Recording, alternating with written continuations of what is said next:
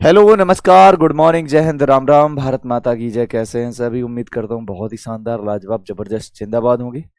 एक बार फटाफट से सभी लोग क्लास में जुड़ेंगे अपने टाइम से, क्योंकि अब हम आ चुके हैं और टॉपिक है सीक्वेंस एंड सीरीज, जिसका आखिरी लेक्चर होने वाला है। ये टॉपिक आज के बाद आपको दोबारा नहीं दिखेगा। ये टॉपिक जो है आज की इस क्लास में ख़त्म होने वाला है, और ये हम लोग प्रॉपर सीक्वेंस एंड सीरीज का एक एक कॉन्सेप्ट, यानी जितना भी इससे डीप जा सकते हैं, जितना भी इसका बेसिक हो सकता है, जितना इसका एडवांस हो सकता है, वो सारी चीज़ें जो है हमने इसकी कवर कर रखी हैं। और आप लोग बताइए, और किसी को ऐसी तो नहीं है कि किसी कोई दिक्कतें परेशानियां हैं समस्याएं हैं? विवेक कुमार, रीना, प्राची, राजन, मेघा, खुशी, लाल सिंह, शिवम, राहुल कुमार, नंदिता, विकास, प्रवीण, ज्योति, जन्नत, स्वाति, आप सभी को बहुत बहुत ढेर सारी शुभकामनाएं। किस वजह से शुभकामनाएं मैं देता हूँ? शुभकामनाएं देना, देखो, मेरा ये है एक कि सबके इंटेंशन क्या है कि हमारा ये एग्ज़ाम क्रैक हो। और थोड़ी सी एक लालच भी है, ये एक फितरत भी है कि आप लोगों की वो मनोवैज्ञानिक जो चीज़ें हैं ना, वो बेहतरीन हो पाए। तो बधाइयाँ इसी वजह से मैं देता हूँ कि भाई, शुभकामनाएं इसी वजह से देता हूँ कि नहीं, अपनी वो उस टारगेट को भूलो ना। टारगेट दिमाग से निकले ना। करना है तो करना है, हमें केवल एक सीट चाहिए। अब आप सोच रहे होगे कि ऐसे तो हमें सभी को एक सीट चाहिए, है ना? ऐसे तो हमें सभी को एक सीट चाहिए, फिर क्या करना पड़ेगा? भाई, तो हमें अपनी सीट चाहिए ना, बाकी किसी को मिले ना मिले क्या फ़र्क पड़ता है, हमें अपनी मेहनत करनी है ना जी? चलिए, अब इसमें ना एक लोग कह रहे हैं कि मॉक टेस्ट सीरीज संडे को दे दीजिएगा। भैया एक काम कर लो, मतलब बहुत बेहतरीन बात करी है तुमने, इतनी बेहतरीन बात करी है कि कुछ कह नहीं सकते। और मतलब इतनी शानदार बात है, इसके पीछे जो है मैं निशब्द हो चुका हूँ फिलहाल मॉक टेस्ट सीरीज के बारे में बात सुनकर ही। मतलब अब अंदर से ऐसा फील हो रहा है कि अगर हम कोई टॉपिक करवा रहे हैं तो इसमें पाँच पाँच छः छः लेक्चर बेकार जा रहे हैं। मतलब 5 या 6 लेक्चर जो मेरे टॉपिक में गए हैं ना, वो फिर बेकार जा रहे हैं, है ना? वो बेकार, उससे मतलब फ़ायदा नहीं है। मैं निशब्द हो चुका हूँ फिलहाल। और जो वर्कशीट दे रहा हूँ, उस वर्कशीट में ही मतलब चीज़ें देखी जाएँ तो वो भी बेकार है मेरे लिए। मतलब हमें क्या चाहिए? हमें मॉक टेस्ट सीरीज चाहिए। अच्छा, मॉक टेस्ट सीरीज जो चाहिए ना, वो हमें कितने टॉपिक की चाहिए? मॉक टेस्ट सीरीज जो है हमें केवल और केवल अभी तक 3 टॉपिक हमारे मतलब मेरे पास हुए: polynomial, cubic, quadratic and sequence and series. तो मतलब हमें 3 टॉपिक की क्या चाहिए? हमें मॉक चाहिए, है ना? कितनी अद्भुत बात कह दी है भाई ने। मतलब 3 टॉपिक के हमें मॉक चाहिए। अच्छा जी, मतलब 3 टॉपिक के ना, वो वर्कशीट सॉल्व नहीं हो पाएंगी, 3 टॉपिक के मॉक चाहिए हमें। ठीक है। अरे भाई साहब, भाई, हेलो भाई, हेलो भैया, प्लीज थोड़ा वेट कर लो, थोड़ा वेट कर लो, है ना? टॉपिक थोड़ा और आगे बढ़ जाने दो, सिलेबस थोड़ा और हो जाने दो, और सारी चीज़ें आपके पास में हो रही हैं। वर्कशीट सॉल्यूशन मैं आपके बैच में ही करवा रहा हूँ। पी वाई क्यू में, सॉरी, पी वाई क्यू की मैं वर्कशीट दे ही रहा हूँ आपको। एक्सपेक्टेड वर्कशीट आपको मिल जाएगी। टॉपिक में मैं ओवरऑल अदर एक्सपेक्टेड क्वेश्चन करवा रहा हूँ। ठीक है जी। दूसरी बात और है कि भैया, डाउट सेशन जो है वो संडे को ले लूँगा, वही आपका मॉक का काम कर जाएगा। तो भाई प्लीज़ ऐसे ना यार, बताओ, नहीं तो फिर दिक्कतें ही दिक्कतें हैं। अभी टॉपिक तो होने दो, कम से कम सिलेबस तुम्हारा पूरा हो, 10 टॉपिक तो हो जाए ना, फिर 10 टॉपिक का मिक्सअप मॉक ले लेंगे, है ना भाई? ठीक है ना, समझदार हो। चलिए, अच्छा। अब ओ हो, चलिए, बहुत बहुत धन्यवाद। लेकिन आपसे मेरा यही, जैसे अब बहुत सारे लोग कह रहे हैं अब इसमें, है ना जी? भैया देखो, ऐसा है यार, अब थोड़ा प्रैक्टिकली सोचो। आपने जैसे ये बात बोली, जो कि बहुत बेहतरीन बात कही आपने मेरे बारे में। आपने मेरे पढ़ाने के बारे में बहुत अच्छी बातें करी, और सभी लोग मोस्टली कर ही रहे हैं, है ना? अगर अगर जैसे मान लो, अगर आपको कोई को इम्प्रेस करना हो, है ना, सपोज करो थोड़ा सा, आपने मेरे बारे में यहाँ पर क्लास में आपने मेरे बारे में बात कह दी, लेकिन मुझे इम्प्रेशन चाहिए अपने बारे में। तो मैं अपने बारे में इम्प्रेशन या अपने आप में इम्प्रेशन किस तरीके से दिखा सकता हूँ? मुझे अप्रिसिएशन कैसे मिल सकता है? तो मतलब यही है कि अगर यही आप बातें जो है ना, अगर आप ग्रुप पे बोलोगे, हो सकता है मेरी टीम देखेगी, और टीम देखेगी तो कहीं ना कहीं मुझे अप्रिसिएट करेगी, तो ज़्यादा अच्छा लगेगा, है ना जी। देखो इसमें तो लाइव मैं ही देख रहा हूँ, ऐसा नहीं है, देखेंगे तो, हालांकि सबको तो क्लास दिख नहीं रही होगी ना वो, तो ये अच्छी बातें हैं। आप कहाँ से आए हैं, आप अदर इंस्टीट्यूट छोड़ कर आए हैं, तो क्यों आए हैं, ऐसा रीज़न क्या रहा है, तो वो चीज़ें ना थोड़ा ग्रुप पे हो जाए तो मेरे लिए बेहतर रहेगा, क्योंकि मुझे भी अप्रिसिएशन मिल जाएगा, बस यही है। चलिए ठीक है भैया, तो टॉपिक जो है भाई साहब आज जो है ये कवर हो जाएगा, sequence and series part number 6 है। और बाकी मैं कुछ प्लान कर रहा हूँ, और प्लान करूँगा तो वो आपको मैं बता चुका हूँ कि मैं 10 तारीख के बाद में चीज़ें बना कर रखूँगा आपके पास। समांतर माध्य यानी कि अर्थमेटिक मीन, जिसको रिप्रेजेंट करते हो एम से।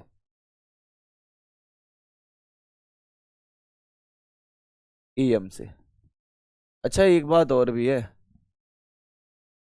ये जो एम है, ये जो जीएम है, ये जो एचएम है, ये है क्या? इसको ना हम एक दूसरे पॉइंट से भी जानते हैं। दूसरे पॉइंट क्या है इसका? इसका एक दूसरा पॉइंट भी है कि अर्थमेटिक मीन जो होता है ना, वो एक एवरेज का भी काम करता है। जैसे आप एवरेज निकालते हो ना, एवरेज यानी औसत, ठीक उसी प्रकार से ये भी काम करता है। अब कैसे होता है एवरेज, कैसे निकाला जाता है? देखिए जी, मान लो मेरे पास में कोई दो संख्याएं दी जा रही, ए कॉमा बी। अब इसका आपको अर्थमेटिक मीन यानी समांतर माध्य बताना है। समांतर माध्य बोले तो औसत, औसत क्या कहता है, जितनी भी संख्याएं दी जा रही हूं उनको जोड़ो और टोटल संख्याओं से डिवाइड करवा दो, तो ये मेरा अर्थमेटिक मीन है। अगर हम इसी में ये बोलें कि भैया A1 है आपके पास में, A2 है, A3, A4 dot dot dot dot dot dot AN संख्याएं दी जा रही हैं, इसका ना आपको क्या करना है, अर्थमेटिक मीन निकालना है, समांतर माध्य निकालना है। तो आपको क्या करना है भाई, सभी संख्याओं को जोड़ देना है, जितनी भी संख्याएं आपके पास में हैं उन सभी को जोड़ो और टोटल संख्याओं से डिवाइड कर दो। तो भाई ये टोटल संख्याएं कितनी है, 1 से लेके n तक जा रही हैं, यानी कुल मिलाकर आपके पास में n संख्याएं हो गई।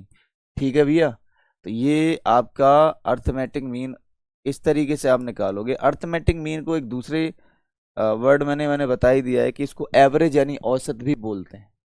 क्या बोलते हैं भाई इसको? चलिए ओके जी, तो ये मेरे पास में एक हो चुका है। अच्छा दूसरी बात और है ना इसमें, अच्छा एक सबसे इंपॉर्टेंट बात है, सभी लोगों ने एपी को पढ़ा था, अब एपी ने पढ़ा है ना, अब देखना कितना गजब का कॉन्सेप्ट निकाल के लाता हूं। जो एपी में है ना, आपको वही वही एएम में काम कर जाएगा। और ऐसा नहीं है, एएम की वो तगड़े क्वेश्चन जो आपने एपी के कॉन्सेप्ट से रिलेट करेगा, उसको आप चुटकियों बजाते कर दोगे क्वेश्चन को। आप समझना भाई कैसे, क्या मैंने आप सभी को ये पैटर्न सिखाया था? थोड़ा सा लॉजिकल सोचना, पढ़े भी हो, रिवीजन अगर किया होगा तो बेहतरीन होगा। मान लो ये आपके पास में कोई ना दो, फिर इसके बाद में तीन, फिर चार, फिर पाँच, फिर छः, फिर सात, फिर आठ, फिर नौ, है ना, 10। ये आपके पास में कोई एपी है कि नहीं भैया? ये एपी है। फिर मैंने आपको क्या बताया था, समांतर श्रेणी में समांतर श्रेणी का पहला पद और समांतर श्रेणी का 4 4 8 1 9, समांतर श्रेणी का 9वां पद, समांतर श्रेणी का पहला पद और अंत से पहला पद, समांतर श्रेणी का शुरुआत से दूसरा पद और अंत से दूसरा पद। बोलो जी, समांतर श्रेणी का शुरुआत से चौथा पद और अंत से चौथा पद सिखाया था। इनका योग किसके बराबर में होता है? पहले और आखिरी वाले पद के योगफल के। चाहे तो चेक कर लो, पहला और आखिरी से पहला पद, तो क्या हो जाएगा, पहला पद 2, आखिरी से पहला पद कितना है 10, शुरुआत से 3 है, आखिरी से 3 है, शुरुआत से 4 5 और लास्ट से भी कितना हो गया 4, 7 5 12, 9 3 12, 10 और 2 12। मतलब यहाँ से आप पता क्या सीख के आ रहे हो, यहाँ से पता है क्या सीख के आ रहे हो, यहाँ से आप एक चीज सीख रहे हो। बोलो क्या? कि अगर मेरे पास में कोई एपी दिया जा रहा है, मान लो एपी दिया जा रहा है और बोला जाएगा कि इसका अर्थमेटिक मीन निकालो, इसका समांतर माध्य निकालो, तो कैसे निकलोगे? कैसे आप निकालोगे इसका समांतर माध्य? किस तरीके से, किस आधार पर आप निकाल सकते हो समांतर माध्य को? तो बड़े ध्यान से समझना, इसका समांतर माध्य आप दो तरीके से निकालोगे। एक तरीके से निकालोगे, कैसे जी?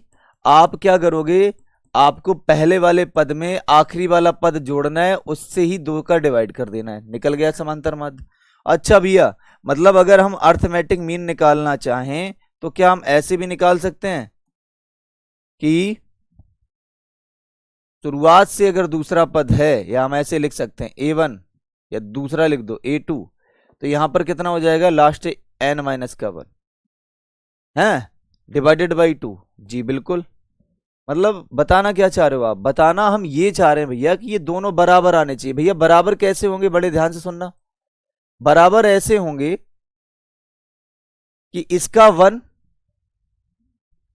और इसका n प्लस 1, इसका 2 और इसका n माइनस का 1, ये भी n प्लस का 1। अच्छा अच्छा अच्छा। अब और देखो, अगर मुझे समांतर माध्य चाहिए तो और भी हम कर सकते हैं। जैसे मैंने लिखा है यहां पर A4, तो यहां पर होना चाहिए an माइनस का 3।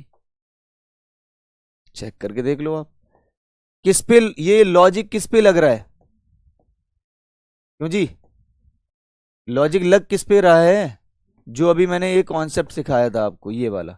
सभी में क्या आ रहा है, n plus 1 n plus 1 n plus 1 आ रहा है, खत्म कहानी, यानी सबका इक्वल होगा। तो आप अब इस चीज पे मतलब कभी कंफ्यूज ही नहीं होना कि मेरे पास में इतने नंबर ऑफ टर्म्स दिए जा रहे हैं, एपी में 10 दिए जा रहे हैं, 12 दिए जा रहे हैं, 15 दिए जा रहे हैं, और उसका समांतर माध्य पूछा गया है, तो आप चिंता में आ जाओ। जैसे मान लो इतने एन पद दिए गए, समांतर माध्य निकालना है, कुछ नहीं करना है। क्या करना है, पहला पद उठाओ, आखिरी वाला पद उठाओ, दोनों को जोड़कर 2 से डिवाइड करके आंसर। ठीक है, लॉजिक समझ में आ गया ना आपको, ये इसका तरीका है भाई।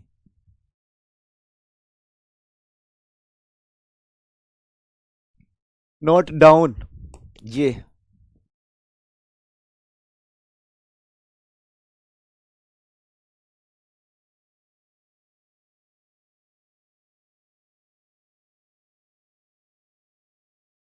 हाँ, सबका इक्वल होता है बिल्कुल।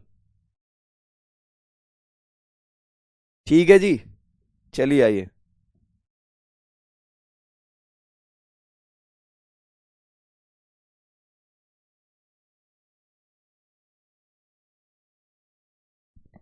अब चलो यहां से लॉजिक थोड़ा बनता है बेहतरीन वाला। सुनिए जी सुनिए, कह रहा है कि an arithmetic mean between two number, मतलब मेरे पास दो संख्या है, उनके बीच में एन समांतर माध्यों को भरा गया है। एन से मल्टीप्लाई नहीं होगा क्या, नहीं। अभी जहां से एन से मल्टीप्लीकेशन कराएंगे वो कहां होगा, वो जरा देखो, यहां पर होगा आपका। मेरे पास में कोई दो संख्याएं हैं, ए और कोई बी है, ए और बी, एन के बीच में एन समांतर माध्यों को भरा गया है। समांतर माध्यों को कैपिटल लेटर से डिनोट कर रहे हैं, कैपिटल ए से, A3 A4 dot dot dot dot dot AN, यानी इससे हम डिनोट कर रहे हैं इस चीज को। यानी ए और बी के मध्य में एन समांतर माध्यों को भरा गया है। तो पहले तो हमें क्या करना है, पहले तो हमें ये देखना है कि इसके मध्य में टोटल कितने समांतर माध्यों को भरा गया है। तो आप बोलोगे भैया ये है टोटल एन। अब एक बात बताओ, जब यही टोटल एन है तो ये वाला एक और ये एक, तो दो और पद है, तो टोटल पद कितने हो जाएंगे, टोटल पद कितने हो जाएंगे, तो आप बोलोगे टोटल टर्म, टोटल टर्म कितने हो जाएंगे, तो कहोगे भाई n प्लस में 2। बढ़िया बात, यानी कि ये n और ये दो पद और थे तो n प्लस में 2। अच्छा, एक सबसे खास बात, ये चाहे आपने n अर्थमेटिक मीन को भर दिया होगा, लेकिन भैया रहेंगे ये समांतर श्रेणी में ही। इस बात को भी फोकस करना है कि हमारे पास दो पद थे, उनने दो संख्याएं थी, उनके बीच में n समांतर माध्यों को भरा, लेकिन ये रहेंगे किसमें, समांतर श्रेणी में ही रहेंगे। इसको थोड़ा सा मतलब दिमाग में रखना है कि ऐसा नहीं, यही काम करना पड़ेगा, समांतर श्रेणी में ही रहने वाले हैं। दूसरी बात क्या है, दूसरी बात यह कि अगर आपसे ये पूछा जाए कि इनके बीच का समांतर सार्वांतर कितना होने वाला है, तो पहला पॉइंट तो भैया आप ये समझो यहां से कि ये जो हमारा A1 है ये मेरा काम करेगा AP के लिए दूसरे पद का, नहीं समझे, ये पहला पद ये दूसरा पद, तो ये समांतर श्रेणी के लिए दूसरे पद का काम करेगा, जिसको हम लिख सकते हैं A प्लस में D, जिसको हम लिख सकते हैं A प्लस में 2D, जिसको हम लिख सकते हैं A प्लस में 3D, और डॉट डॉट डॉट इसको लिखा जा सकता है A प्लस में n माइनस 1 ऑफ D। तो मेरे हिसाब से किसी को तो दिक्कत नहीं होनी चाहिए, सही है। अच्छा, अब क्या करना है कि ये अब हमें निकालना है सार्वांतर। सार्वांतर बोले तो कॉमन डिफरेंस, सार्वांतर, सार्वांतर क्या कहता है, डी का मान। अब अगर सार्वांतर डी है तो डी कैसे मिलता है, बता सकता है कोई, डी कैसे मिलता है?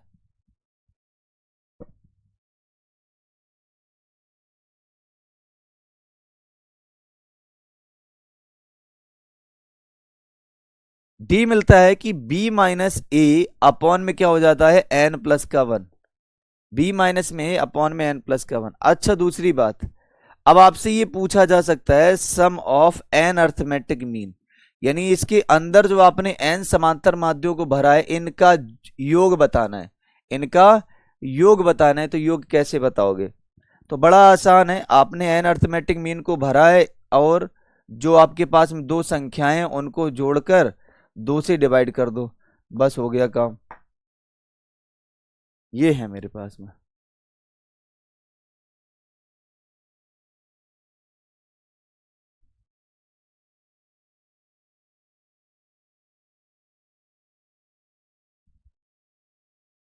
नोट करो फिर क्वेश्चन करिए अब इसके। एक बार जरा हमें कमेंट करके ये बता दें कि जो मैंने आपको वर्कशीट प्रोवाइड कराई है ना जी, किसकी वर्कशीट प्रोवाइड कराई है? मैंने एक सीक्वेंस की कवर कराई है। सीक्वेंस की जो मैंने आपको प्रोवाइड कराई उसमें शायद 48 क्वेश्चन है। उसमें जितने भी आपके TGT, PGT, GIC, LT, X Y Z जितने भी एपी के कॉन्सेप्ट से बन रहे हैं क्वेश्चन, क्या आप सभी ने एक बार देखा? एक बार बताओगे जल्दी से, एक बार कमेंट करके बताओ क्या वो आपने वर्कशीट देखी है? कितने लोगों ने वर्कशीट को चेक किया है? और फिर मुझे बताओ क्या वो सारे के सारे क्वेश्चन जितने भी आपके पीवाई क्यू आए हैं टीचिंग एग्जाम के लिए for TGT, LT grade, GIC या पीजीटी में, उस सारे के सारे क्वेश्चन आपके पीवाई क्योंकि अपने कॉन्सेप्ट से रिलेवेंट हैं, दोनों अपने कॉन्सेप्ट से क्या कनेक्ट हो पा रहे हैं? बोलो जी।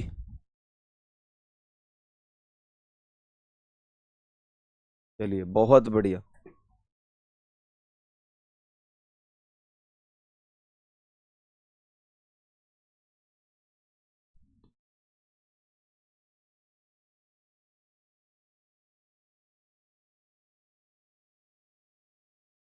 नहीं नहीं नहीं नहीं नहीं नहीं नहीं नहीं। एक मिनट एक मिनट, यही नहीं चाहिए, ये ना चाहिए। मैंने आपको पहले बता रखा है, प्लीज उसमें वो भीड़ ना बढ़ाओ, ग्रुप पे वो भीड़ नहीं बढ़ानी है, ठीक है भैया? ना ना ना, ये हमें नहीं चाहिए। हमने आपको वर्कशीट प्रोवाइड कराई, करा दी, जबकि सभी को पता है कि उस वर्कशीट का सॉल्यूशन हर सैटरडे होगा। तो प्लीज किसी को ये नहीं करना है कि उस वर्कशीट का ये वाला क्वेश्चन उठाया और डाउट में भेज दिया, क्योंकि वर्कशीट से रिलेटेड अगर क्वेश्चन है तो भाई उसका तो प्लीज डाउट पूछो ही ना। क्यों ना पूछो? क्योंकि उसका मैं सॉल्यूशन सैटरडे को कराने वाला हूं। भाई नहीं यार प्लीज, ऐसे नहीं, ऐसे ऐसे हो गए नहीं, फिर मतलब ही नहीं बनता। फिर तो आप ना टाइम अपना भी खोटा करोगे, मेरा भी खोटा करोगे। जब आपको पता है ना कि हम वर्कशीट का सॉल्यूशन ना है वो सैटरडे को कराने वाले हैं, ठीक है? तो ऐसी ऐसी हरकतें नहीं भाई, प्लीज। चलो भाई, ये आपका प्रश्न है, समझो जानो परखो और इसका जवाब बताओ। कह रहा है कि यदि अल्फा एंड बीटा द्विघात समीकरण है, द्विघात समीकरण एक्स स्क्वायर माइनस का 16x प्लस में 39 के मूल इस प्रकार हैं कि अल्फा का मान छोटा है बीटा से और अल्फा और बीटा के बीच में चार संख्याएं इस प्रकार डाली जाती हैं कि वह एक अनुक्रम यानी एपी बनाती है। तो इन चार संख्याओं का योग ज्ञात करें। बहुत बढ़िया, गजब बात कर दी इसने।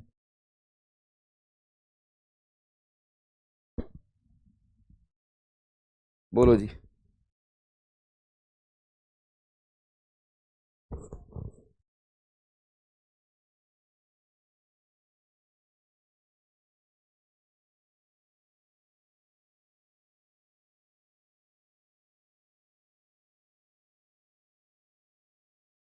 देखो जी, पहले हमें क्या काम करना है, इस द्विघात समीकरण से ना एक्स की वैल्यू निकालनी है। आपको ही पता है कि 39 कब बनता है? 39 बनता है 13 गुणा 3, 13 तिया 39, और 13 में 3 जोड़ोगे 16 बन जाएगा।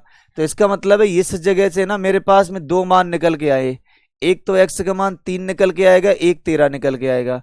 तो 3 को क्या मान लेंगे? अल्फा, और 13 को क्या मान लेंगे? बीटा। बोलो ऐसा क्यों? क्योंकि बीटा बड़ा है ना अल्फा से, इस वजह से।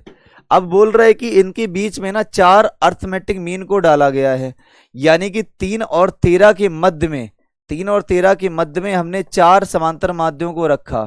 कितने समांतर माध्यों को रखा? 4 समांतर माध्यों को रखा। तो वो बोल ये रहा है कि जो 4 समांतर माध्य आए हैं इनका योग बताओ। तो पहला पॉइंट भैया, इनका अगर वो सम चाहिए, सम ऑफ 4 अर्थमेटिक मीन, यही तो हो गया ना, सम ऑफ 4 अर्थमेटिक मीन। फार्मूला क्या होता था? एन ब्रैकेट में a प्लस बी बाई 2 होता था। अच्छा, एन का मान क्या है? एन का मतलब है कितने आपने अर्थमेटिक मीन भरे हैं, 4, और ए का मतलब 3 है, बी का मतलब कितना है, 13 बट्टे में 2, तो 4 तो ये रहा, और 8 चौको 32। फिलहाल हमारे पास में आंसर कितना आ गया? 32। ऑप्शन नंबर डी राइट है। सही है भैया, अरे वाह क्या बात है।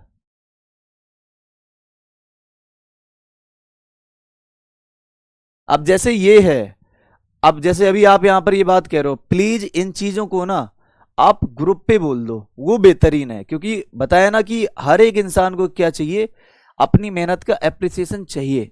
ये आप भी अगर करोगे ना तो आपको भी ये लगता है। अब जैसे आप ये बोल रहे हो कि आपने जो है जितने भी वर्कशीट में क्वेश्चन आपने किए हैं या आपको मिले हैं, वो सारे के सारे आपके कॉन्सेप्ट से रिलेट कर रहे हैं। एक एक क्वेश्चन आपका कॉन्सेप्ट से रिलेट कर रहा है, वो अलग की बात है। 2-3 क्वेश्चन ऐसे हैं जो हैं उसी कॉन्सेप्ट के, लेकिन लैंग्वेज में थोड़ा डिफरेंसिबिलिटी है। तो इसको ना प्लीज आप कहाँ कवर करना है वो ग्रुप पे बताओ, कि हाँ भाई मजा आ गया, ऐसे जो भी आप बोल रहे हो प्लीज। चलिए जी, इस क्वेश्चन का जवाब बताना है आपको। ये क्वेश्चन जो है अब आपका, अभी जो मैंने बताया था ना कि अर्थमेटिक मीन चाहे पहले वाले पद और आखिरी के एनवा पद, शुरुआत से दूसरा अंत से दूसरा, उसके कॉन्सेप्ट से आधारित है। बड़े ध्यान से सुनना, देखो जी, हमें कोई ऐसे दो पद निकालने हैं जिनको जोड़ने पर सेम नंबर मिलता हो। जैसे पहला पद हो गया और 34वां पद हो गया, इन दोनों को जोड़ोगे तो क्या मिलेगा? 35 बनेगा, यानी A1 प्लस में A34। तो इन दोनों को जोड़ोगे कितना आ जाएगा? 35 आएगा। समझ रहे हो बात को? जैसे ये 30 है, ये A5 है, यानी कि A5 प्लस में A30, A5 प्लस में A30, इसका मतलब है इन दोनों को जोड़ोगे कितना मिल जाएगा? 35 मिल जाएगा। बात समझ रहे हो ना आप? अच्छा, वहीं अब हम इस पे बात कर लेते हैं। जैसे ये 25 है और ये 10 है, ये 25 है, ये 10 है, तो यानी कितना हो जाएगा? A10 और प्लस में A25, इनको जोड़ोगे आप, ठीक है, लेकिन ये दोनों नेगेटिव में, नेगेटिव बाहर कर लो। 25 और 10 को जोड़ने पर कितना मिलेगा भाई? मिलेंगे इक्वल वैल्यू। उसी प्रकार से 15 और 20 को पकड़ोगे, तो यानी A15 प्लस में A20, दोनों को जोड़ोगे कितना आएगा? 35। तो आपको ये बात समझ में आ चुकी है कि अब हम चाहे शुरुआत से पहला पद या अंत से पहले पद को जोड़ते हैं, उसका समांतर माध्य निकालते हैं तो बराबर आता है। तो क्या आप ये समझ पा रहे हो कि 2 बार हमारे पास नेगेटिव वैल्यू आ रही है और 2 बार पॉजिटिव है, तो कट के ये जीरो नहीं बनाएगा? बताओ जी।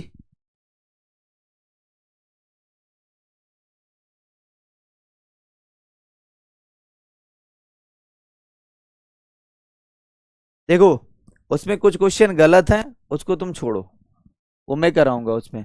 हाँ, मैं ये मान सकता हूं कि उसके कुछ आंसर हो सकते हैं दाएं से बाएं, आंसर उसके दाएं से बाएं हो सकते हैं, कुछ ही क्वेश्चन में, ज्यादा नहीं है, हो सकते हैं 2-3 क्वेश्चन में ऐसा हो, तो उनको मैं करा दूंगा जब मैं सॉल्यूशन करा रहा हूँ। ठीक है भाई, चलो।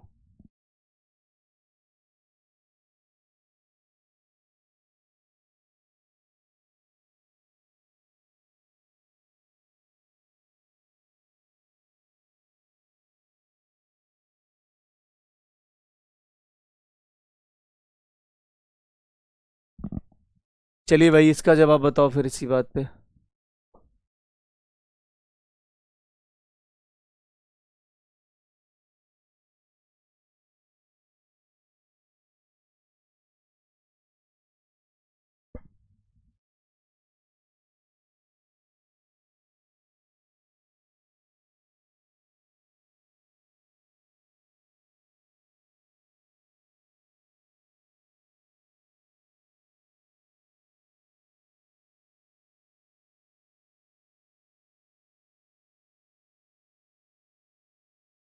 बोलो भाई।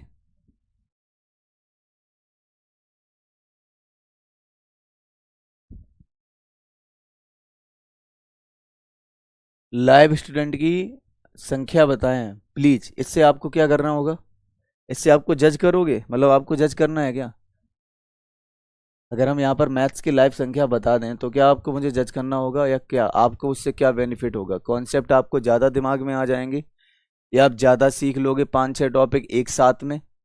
क्या होगा उससे भैया? फ़ायदा बता दो फिर मैं बता दूंगा, कोई दिक्कत नहीं है, मुझे बताने में क्या जाता है। A1 A5 A10 A15, एक बात वही फिर से सेम चीज़ है। 34 में एक एक पद हो गया, दो पदों को मिलाओ तो एक पेयर। 30 में पाँच, दो। 25 में 10, तीन। 20 में 15, तो पाँच। कुल मिलाकर ये पाँच आए हैं। कितने पद आ गए हैं? पांच पद आ गए हैं। कितने पद आ गए हैं भैया? पांच पद आ गए हैं। बहुत बढ़िया बात कही है तो। अच्छा, अगर ये पांच पद आए हैं तो बड़े ध्यान से सुनना। पांच पद आए हैं तो हम क्या एक काम कर सकते हैं इसमें? बोलोगे क्या काम कर सकते हैं? एक मिनट रुकना भाई।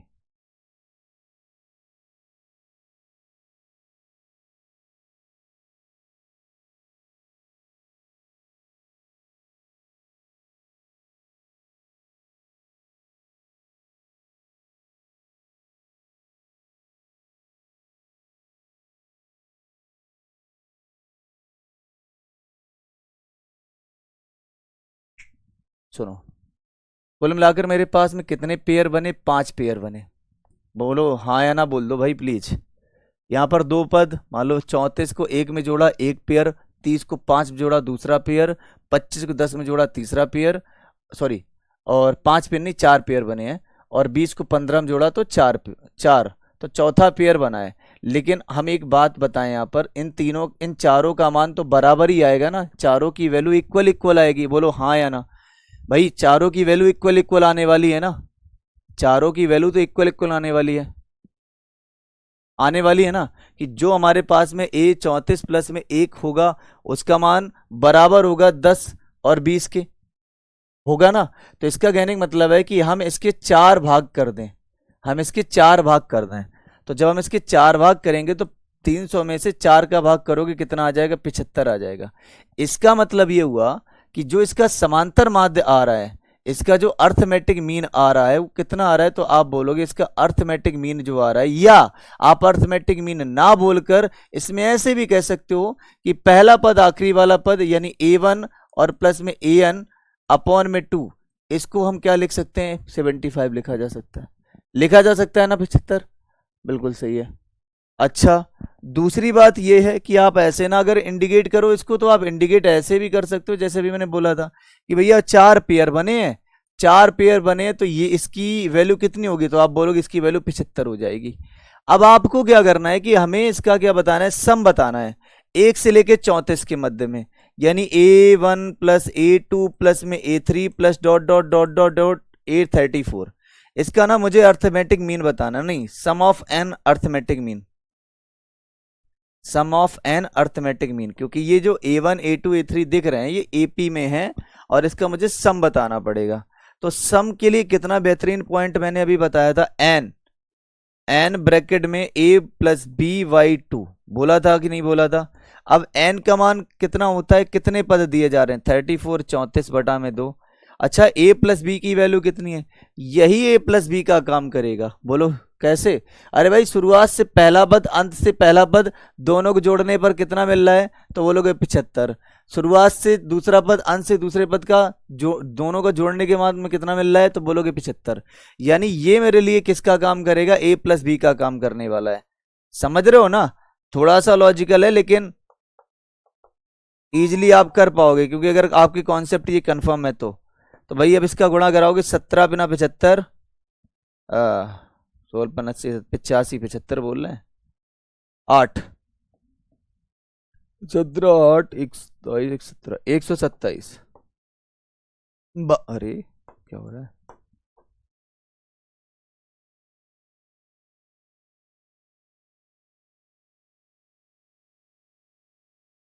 1275। Option number D, note down.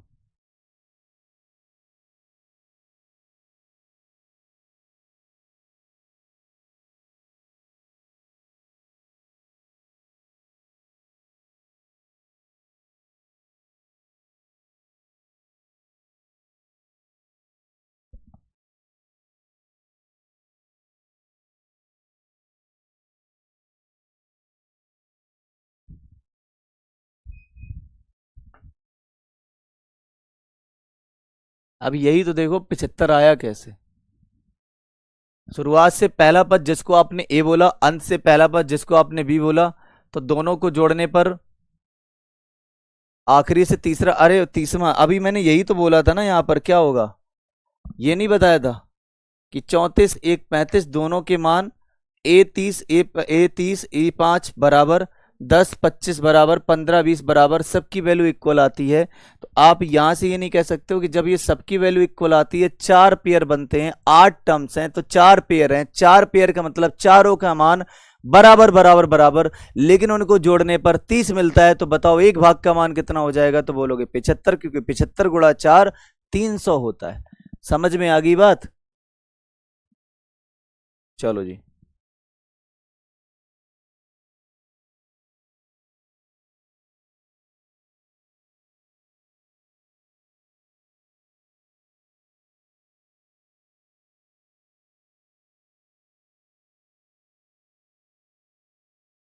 आते हैं जिमेट्रिक मीन में।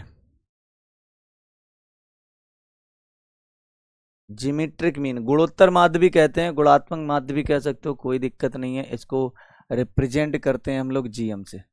जीएम,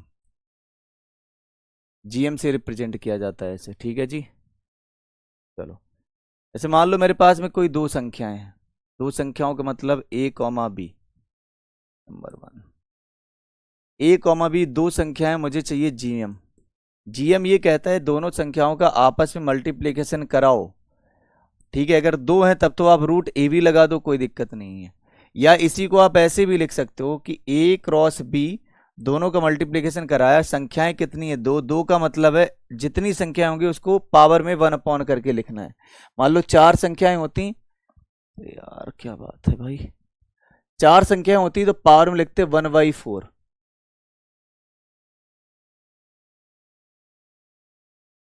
हाँ मिल जाएगी भाई।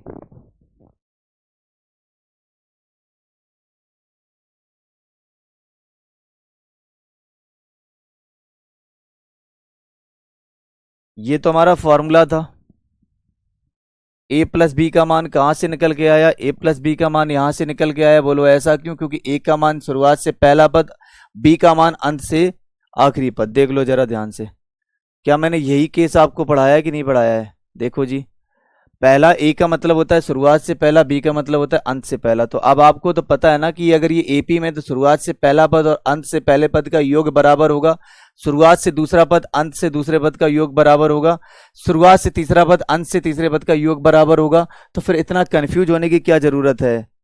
हाँ जी, इतना कंफ्यूज क्यों हो रहे हो भाई, क्या दिक्कत आ रही है? कुल मिलाकर 8 पद हैं तो 4 पेयर बनेंगे, 4 पेयर का मतलब है कि उसकी वैल्यू 300 के बराबर, तो एक पेयर का मान कितना हो जाएगा? 75 हो जाएगा। कुछ भी, इतने ही टाइप हैं आपके पास, ठीक है। तो ज्योमेट्रिक मीन की ये कहानी होगी। चलो इसी में एक सेकेंड पॉइंट भी नोट कर लो। मान लो आपके पास बहुत सारे पद हैं, A1 है, A2 है, A3 है, ठीक है, A4 हो गया, dot dot dot dot dot आपके पास में AN तक गया है, यानी कुल मिलाकर आपके पास में n संख्याएं हैं। और इसका पूछा जा रहा है कि भैया जिमेट्रिक मीन क्या होगा। तो जिमेट्रिक मीन ये कहता है इन सभी का ना आपस में मल्टीप्लीकेशन कराओ, A1 A2 A3 है ना, A4 dot dot dot dot dot आपने AN, यानी कुल मिलाकर। अब ये देखो इसमें टोटल संख्याएं कितनी है, n है, उसको 1/n करके लिख दो। तो ये है हमारा जिमेट्रिक मीन।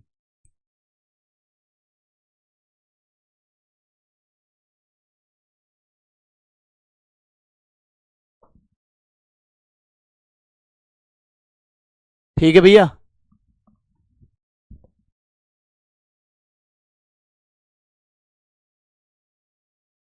चलो अब एक बात बताओ आप। चलो हमें ये जैसे ये फार्मूला देखता है ना, तो हमें ये लगता है कि यार ये बहुत कैलकुलेटिव हो जाएगा। क्या आपने जीपी में ये नहीं पढ़ा है? जिस तरीके से आपने एपी में ये पढ़ा था कि शुरुआत से पहला पद अंत से पहले पद का योग, योग कहां, क्या बात हो रही? योग की बात हो रही है। लेकिन जीपी में किसकी बात होती है? मल्टीप्लीकेशन की बात होती है। क्या? मल्टीप्लीकेशन की, यानी गुणनफल की बात होती है। जैसे मानो मेरे पास में ये 2 लिखा है, 4 लिखा है, 8 लिखा है, 16 लिखा है, 32 लिखा है, 64 लिखा है, ठीक है, ये किस में है? तो आप बोलोगे जीपी में है। अब मैं आपसे पूछना चाहूंगा कि पहला पद और अंत से पहले पद का जो मल्टीप्लीकेशन होगा, जो गुणनफल होगा, कितना होगा? 64 दूना 128। शुरुआत से दूसरा पद और अंत से दूसरे पद का जो मल्टीप्लीकेशन होगा वो कितना होगा? 32 गुणा 4। कितना हो जाएगा? 32 गुणा 4 यानी 128 होगा।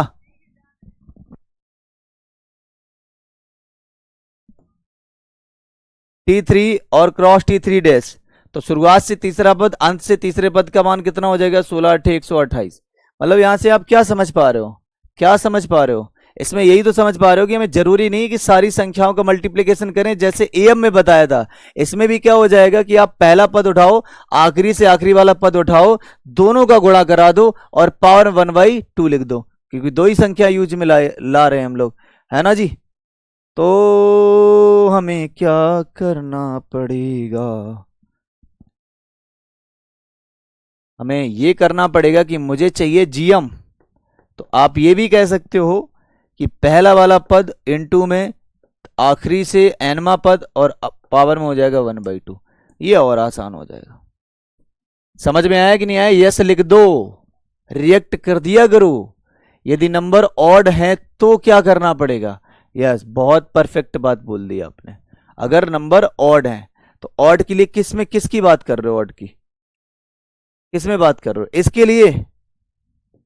इसके लिए ना। अगर इसमें ऑड नंबर आते तो फिर पता क्या काम करना पड़ता? a+d a+2d a+3d सबको ओपन कर करके जोड़कर a का मान निकालना पड़ता, फिर d का मान निकाल देते, फिर d का मान जो आता उससे b का मान निकालते, फिर ये लॉजिक होता।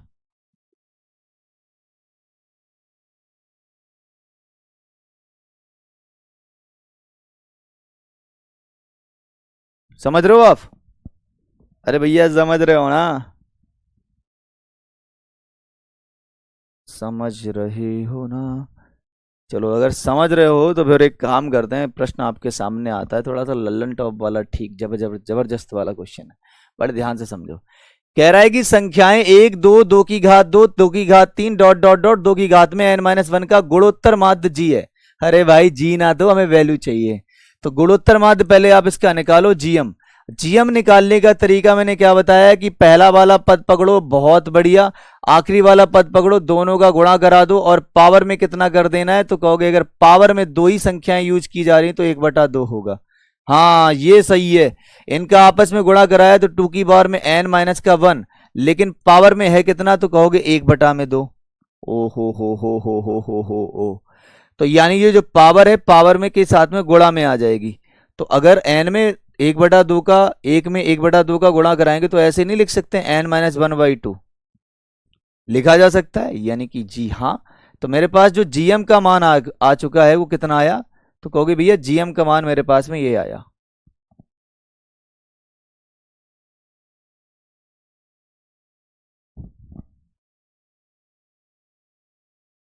ठीक है, तो मुझे इसकी वैल्यू निकालनी है। भाई एक बात बताओ, ये तो बड़ा आसान हो जाएगा, बोलो कैसे? 1 प्लस में 2 log 2, और जी की वैल्यू आपने कितनी फाइंड करी है? 2 की पावर में n-1/2, 2 की पावर में n-1/2। खत्म कहानी, बोलो कैसे खत्म? अरे भाई बताया है ना कि log 2 और बेस में भी 2, जितना वेरिएबल उतना बेस, वैल्यू 1। अगर वैल्यू 1 है तो ये 1 प्लस में 2, अब जो पावर में था वो मल्टीप्लीकेशन में आ जाएगा। हाँ, ये 2 से 2 कैंसिल, 1 से ये 1 खत्म, आपके पास में आंसर आएगा only n, option number D.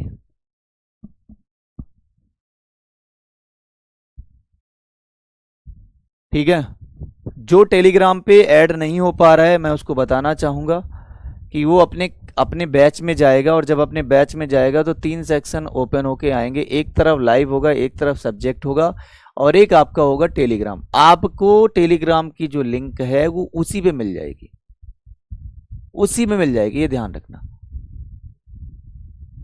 Live subject and Telegram पे जाओ और उसको ज्वाइन कर लेना। मुझे ना ज्योमेट्रिक मीन निकालना है, तो हमारे पास में ये कंडीशन नहीं है कि हम सभी का मल्टीप्लिकेशन कराएं। अभी अभी हमने आपको लॉजिक पढ़ाया है, वो क्या लॉजिक था कि पहला वाला पद उठा लो, आखिरी वाला पद उठा लो, दोनों का गुणा करा दो, दो ही संख्याएं यूज में हो रही है तो 1/2 लिख दो। 1 बाई क्या लिख दो, 2 लिख दो आप, कोई दिक्कत? तो सेम पैटर्न मैंने पहला पद उठाया, आखिरी वाला पद उठाया, दोनों का गुणा करा दिया, पावर में 1/2, बस काम खत्म।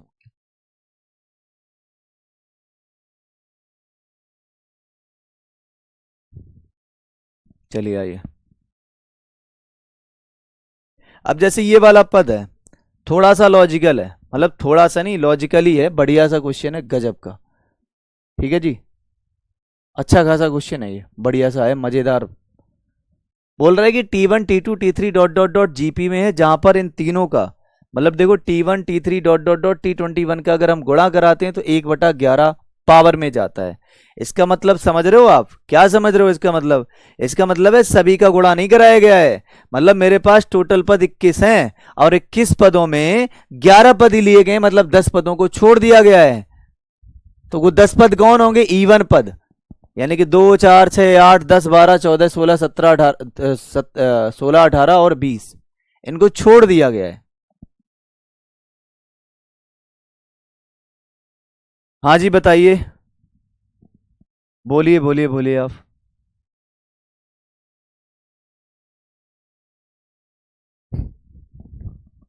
देखो जी, सुनो, ये मेरे पास में T1 है,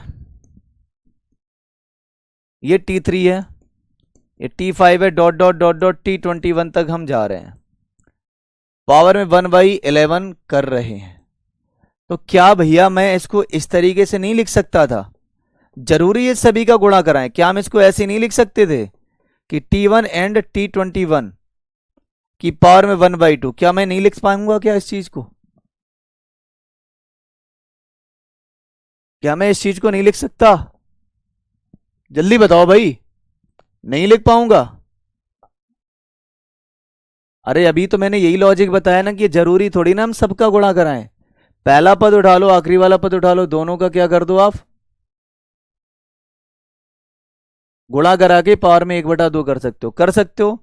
अच्छा जीपी का ये पहला पद है, अच्छा जीपी का पहला पद क्या होता है? ए, और 21वां पद क्या होता है? ए आर की पावर में 20, पावर में 1/2 है। तुमको पता है गुणा में घातें जोड़ती हैं तो ए और ए कितना बन जाएगा? ए स्क्वायर, आर की पावर में 20 की पावर में कितना है? 1/2। फिलहाल अगर देखोगे तो 2 का अगर हम इसमें भाग कराएंगे, इस 2 का, तो 2 से 2 कैंसिल हो जाएगा, 1 20 कैंसिल हो जाएगा, यानी कि आर की पावर में कितना हो जाएगा? 10। अच्छा तो ये है किसके बराबर में?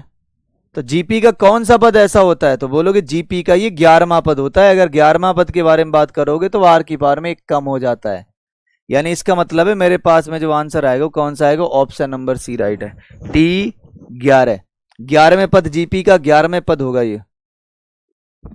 बात समझ में आई भैया? नेक्स्ट,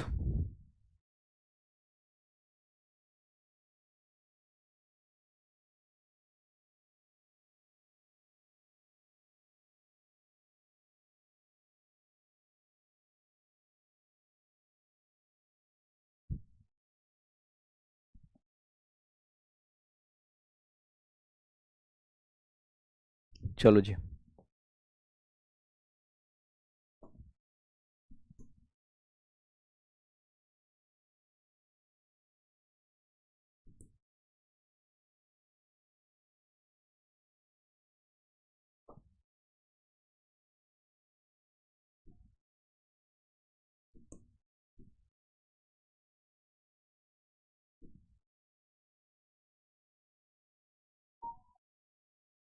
सुनिए आप, नोट पॉइंट ये कि कोई दो संख्याओं के मध्य में समांतर माध्य और गुणोत्तर माध्य को रखा गया है। बड़े ध्यान सुनना, मान लो कोई दो संख्याएं हैं, एक ए है, इसके मध्य में अर्थमेटिक मीन को और जिमेट्रिक मीन को भरा जाता है, या मान लो आ गए कोई दो संख्याएं हैं ए और बी। अब इनके बीच में अगर दो संख्याओं के मध्य में अर्थमेटिक मीन भी आता है, जिमेट्रिक मीन भी आता है, तो बोला जाएगा कि आपको ए का मान कैसे फाइंड करना होगा, यानी स्मॉल ए का मान कैसे फाइंड करोगे आप, ठीक है, या वी की वैल्यू कैसे आप फाइंड करने वाले हो, इसको देखना पड़ेगा। तो स्मॉल ए की वैल्यू जो फाइंड होती है वो कैसे होती है? अर्थमेटिक मीन प्लस में अंडर रूट में ए का स्क्वायर, यानी अर्थमेटिक मीन का स्क्वायर माइनस जिमेट्रिक मीन का स्क्वायर, लेकिन अंडर रूट में।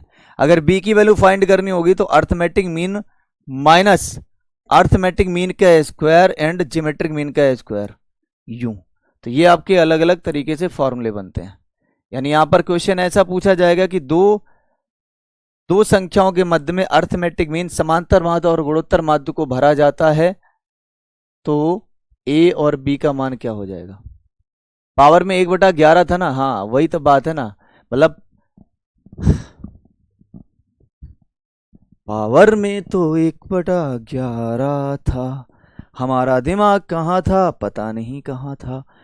अरे भैया ये बताओ यार, 1 से लेकर 21 तक जा रहा है, लेकिन यहां पर विषम पदों का गुणनफल किया गया है। 1 से लेके अगर 21 तक जा रहे हो तो विषम पद कितने हो जाएंगे, बोलोगे 11। सम पद कितने होंगे, बोलोगे 10। तो 11 पदों का ही तो आपको ज्योमेट्रिक मीन निकालना है, तभी पावर में 1/11 आया भैयो, नहीं समझे क्या है जी। 1 3 5 7 9 11 13 15 17 19 एंड 21, इस वजह से पावर में 1/11 था। कोई सारे पदों का थोड़ी ना किया है, दूसरा है नहीं, चौथा है नहीं, छठा है नहीं। चलो जी, तो ये समझ में आ गया कि जब कोई दो संख्याएं होंगी उसके मध्य में अगर बोला जाए अर्थमेटिक मीन या ज्योमेट्रिक मीन भरे गए हैं, तो उस स्मॉल ए यानी शुरुआत की संख्या और स्मॉल बी उसकी संख्या कैसे निकालोगे। तो शुरुआत वाली जो संख्या होगी उसमें प्लस का साइन नजर आएगा, और आखिरी संख्या जो पूछेगा उसमें माइनस की, ठीक है, वैल्यू। अब आ जाओ, क्वेश्चन आपके कुछ इस प्रकार से पूछा जाता है। कहां गया भैया, भाई कहां गया जी। बोला यदि एम जीएम दो संख्याएं क्रमशः 10 और 8 हैं, तब एक संख्या दूसरे से अधिक हो जाती है, that one exceed the other by. मतलब आपसे ये पूछना चाहता है कि कोई दो संख्या है मेरे पास में ए और बी, उनके मध्य में arithmetic mean and geometric mean और आ गए हैं, और अर्थमेटिक मीन ज्योमेट्रिक मीन का मान कितना है, तो बोलोगे 10 और 8।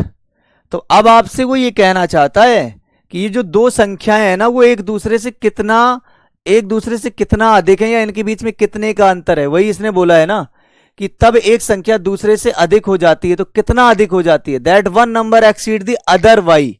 वाई मतलब कि द्वारा, द्वारा मतलब कितने, कितने से ज्यादा हो जाती है।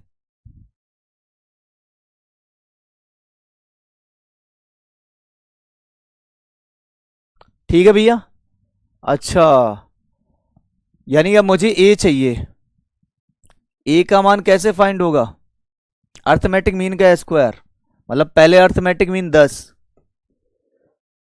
10 का स्क्वायर 100, 8 का स्क्वायर 64, बी निकालना है। 10 माइनस 100 माइनस में 64,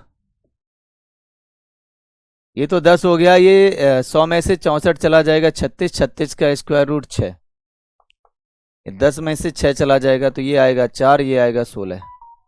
16 और 4 में कितने का अंतर है, 12 का। कितने का डिफरेंस है, 12 का। एक्सीड का मतलब कि कितना अधिक है, एक दूसरे से कितना अधिक है, तो 12 अधिक है। इसका मतलब है आपका जो आंसर होगा वो ऑप्शन सी आएगा, यानी कि 12।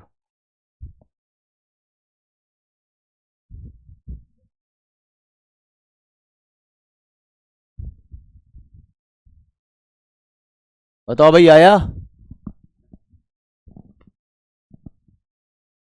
प्लीज आपसे बहुत विनम्र निवेदन है मेरा कि जब मान लो कोई कॉन्सेप्ट या कोई क्वेश्चन जो है ना, क्वेश्चन कॉन्सेप्ट आपको आ गया है, क्वेश्चन अगर नहीं आया तो प्लीज एक काम कर लिया करें कि या तो आप उसको इंस्टेंट बता दो कि 30-20 सेकंड में आप तुरंत बता दो तो ठीक है, लेकिन जब 4-5-6 मिनट हो जाए तो प्लीज एक काम करना, आप उसको उसको बाद में उतना पार्ट जो है आप उसको दोबारा देख सकते हो। पूरी क्लास में जहाँ जहाँ आपको ऐसा लगे कि नहीं यार अभी हम लेट इन चीज़ों को समझ पाए हैं, या मुझे अभी नहीं आया लेकिन हम लेट बता पाए हैं, तो प्लीज़ आपकी एक ये जिम्मेदारी है कि आप उसको दोबारा से वहाँ से देख लो। नहीं आता है उसके लिए डाउट बनाया गया है, वो आप देखिएगी, ठीक है, फिर वहाँ आप कर सकते हो। भाई अब हमें यहाँ से वापस ना ले जाओ, दिक्कत आ जाएगी फिर उससे।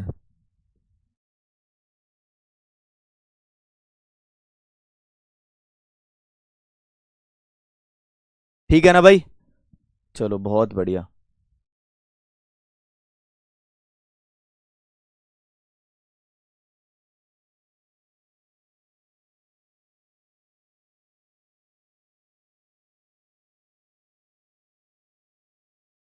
चलो जी, बड़ा प्यारा सा प्रश्न है, बताओ जी।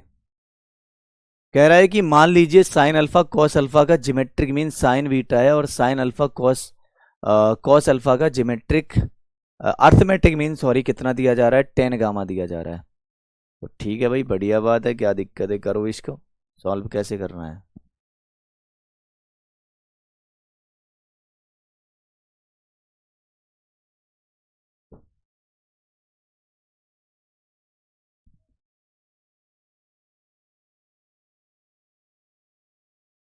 लॉग वाला पॉइंट मैंने बहुत बार प्रॉपर्टी बता रखी है लॉग की, तो प्लीज आप इसको एक बार मेंशन कर लीजिएगा। मान लो जितना यहाँ पर वेरिएबल है अगर उतना ही बेस में है तो उसकी वैल्यू 1 होती है, ठीक है। यानी यहाँ पर जो भी नंबर आपके पास में अगर बेस में उतना ही नंबर उसका मान 1 होता है, ठीक है। अगर भाई साहब यहाँ पर मान लो बेस में ए है, अगर ए की पावर में ऐड कराओगे तो यहाँ पर मान लो कोई भी वेरिएबल होगा, मुझे नहीं फर्क पड़ता है, तो ये लॉग खत्म हो जाएगा, यानी आपके पास में केवल और केवल वेरिएबल बाकी होगा। ये होते हैं लॉग की प्रॉपर्टी, हालांकि मैंने बीच में 1-2 बार बता रखी है। इसका मान बताओ। तो सबसे पहले आपको निकालना है जिमेट्रिक मीन क्या होता है। जिमेट्रिक मीन यानी कि cos sine alpha cos alpha का जो जिमेट्रिक मीन है वो साइन बीटा है। तो जिमेट्रिक मीन भाई साहब यही तो कहता है कि दोनों संख्याओं को क्या कर दो, मल्टीप्लीकेशन कराओ और दो संख्याएं तो रूट में लगा दो। तो रूट में यानी साइन अल्फा और इनटू में कितना हो जाएगा, कॉस अल्फा। बात समझ में आ गई। ये हमारा क्या आ गया है, बोलोगे जिमेट्रिक मीन आ गया। अच्छा, इसने जो अर्थमेटिक मीन दे रखा है वो एक तरीके से पागल बनाने के लिए दे रखा है। क्यों? क्योंकि मुझसे पूछा जा रहा है कॉस टू बीटा। अगर भैया कॉस टू बीटा पूछा गया है तो क्या हम कॉस टू बीटा को हाफ एंगल के फार्मूले से नहीं लिख सकते हैं 1 माइनस का 2 साइन स्क्वायर थीटा? बोलो जी।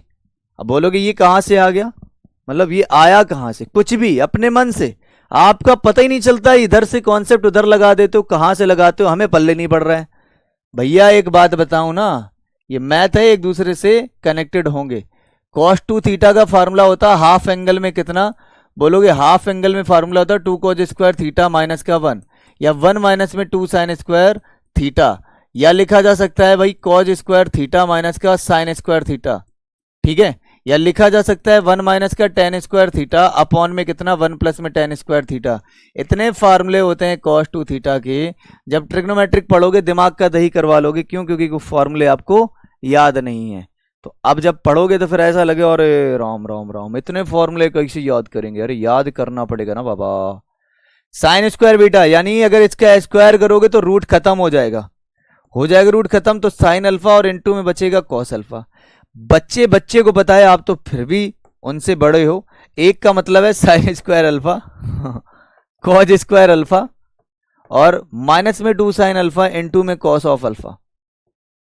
ये फॉर्मूला किसका बन रहा है? ये फॉर्मूला बन रहा है क्या, कॉस अल्फा माइनस में साइन अल्फा का है होल स्क्वायर।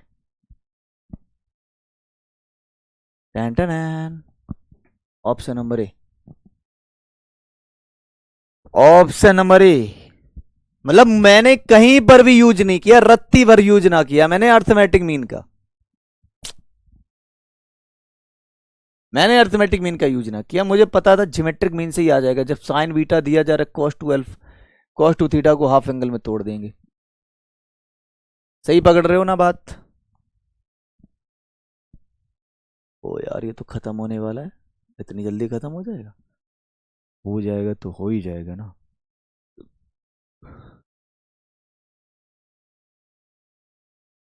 अच्छा, एक एक क्वेश्चन आपको होमवर्क में छोड़ दें, एक क्वेश्चन आपको होमवर्क में छोड़ दें भाई। सेक टू गामा है। अच्छा, सेक टू गामा को क्या हम लिख सकते हैं, सेक टू गामा को क्या हम लिख सकते हैं 1 upon cos two gamma, cos two gamma. चलो यहां ना लिखो, यहां लिख दो तो आपके लिए आसानी हो जाएगी। सेक टू गामा तो क्या मैं लिख सकता हूं 1 अपॉन में कॉस टू गामा। बहुत बढ़िया। अच्छा जी, अब हमें अर्थमेटिक मीन का यूज करना पड़ेगा। बोलो ऐसे कैसे? अरे भैया भैया भैया ऐसे ऐसे होगा, क्योंकि यहां पर गामा की बात कर दी गई है। और ये जो है ना टेन गामा ये कहता है कि भाई हमें तो अर्थमेटिक मीन चाहिए, हमें तो अर्थमेटिक मीन निकालना है। अब जब हमें अर्थमेटिक मीन निकालना ही है तो क्या काम करना पड़ेगा, जस्ट अ मिनट, एक मिनट। हाँ जी, मुझे अर्थमेटिक मीन निकालना है तो अर्थमेटिक मीन ये कहेगा भाई कि जितने भी मेरे पास में टर्म टर्म है, जैसे टेन गामा अगर मुझे फाइंड करना है, यहाँ पर नोट कर लो जरा, टेन गामा बराबर साइन अल्फा प्लस में cos alpha divided by 2, ten gamma का मान आ चुका है। लेकिन आप ठहरे चीता इंसान, कैसे करके, ये 1 अपॉन कॉस टू गामा का मतलब क्या होता है, टेन के पदों में फार्मूला क्या होता है, कॉस टू गामा का टेन के पदों में फार्मूला क्या होता है, कॉस टू थीटा का टेन के पदों में फार्मूला आपके पास में कुछ मिलाकर ऐसा होता है। अगर भाई साहब ऐसा होता है तो यहां पर क्या हो जाएगा, 1 माइनस का टेन स्क्वायर गामा, लो भाई साहब, अपॉन में कितना हो जाएगा, 1 प्लस में टेन स्क्वायर गामा, लो भाई साहब। ठीक है, इसको हम ऊपर फेंक देंगे, फेंक दो भाई फेंक दो, इसको जब आप ऊपर फेंकोगे तो 1 प्लस में टेन स्क्वायर गामा आ जाएगा, बहुत सही, अपॉन 1 माइनस का टेन स्क्वायर गामा आ जाएगा, बहुत बढ़िया। टेन गामा का मान साइन प्लस में कॉस अल्फा का होल स्क्वायर है, सॉल्व तो करना पड़ेगा आपको ही, मैं तो ना करने वाला। कॉस अल्फा इसका होल स्क्वायर, लेकिन डिवाइड में भी 2 है, 2 का स्क्वायर 4, सेम पैटर्न, 1 प्लस में नहीं, प्लस नहीं होगा माइनस होगा, साइन अल्फा कॉस अल्फा का whole square and divided by कितना हो जाएगा, 4 हो जाएगा।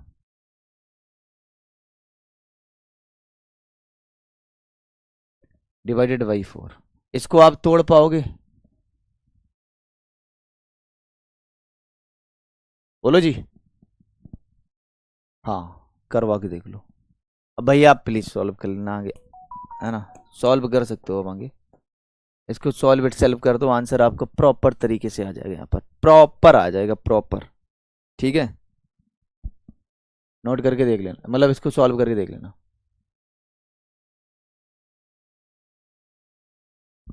चलिए, इसका आंसर आएगा option number B, note down. हाँ हो जाएगा, चलिए भाई।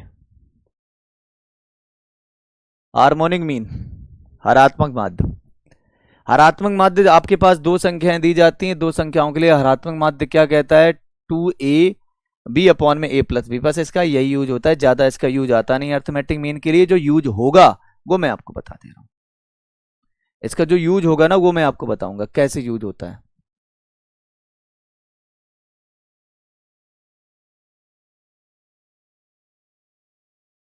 एक काम कर लूं, आपको ना, अब कोई नहीं, अब सॉल्व हो गया तो हो गया उसको सॉल्व कर लेना, ठीक है।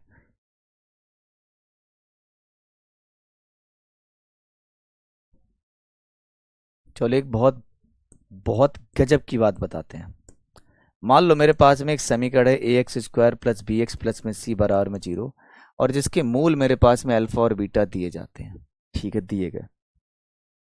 अब बोला ही जा रहा है कि इन मूलों का अर्थमेटिक मीन निकालो। अर्थमेटिक मीन का तो मतलब आप जानते होगे ना, दोनों मूलों को जोड़ो और 2 से डिवाइड करवा दो।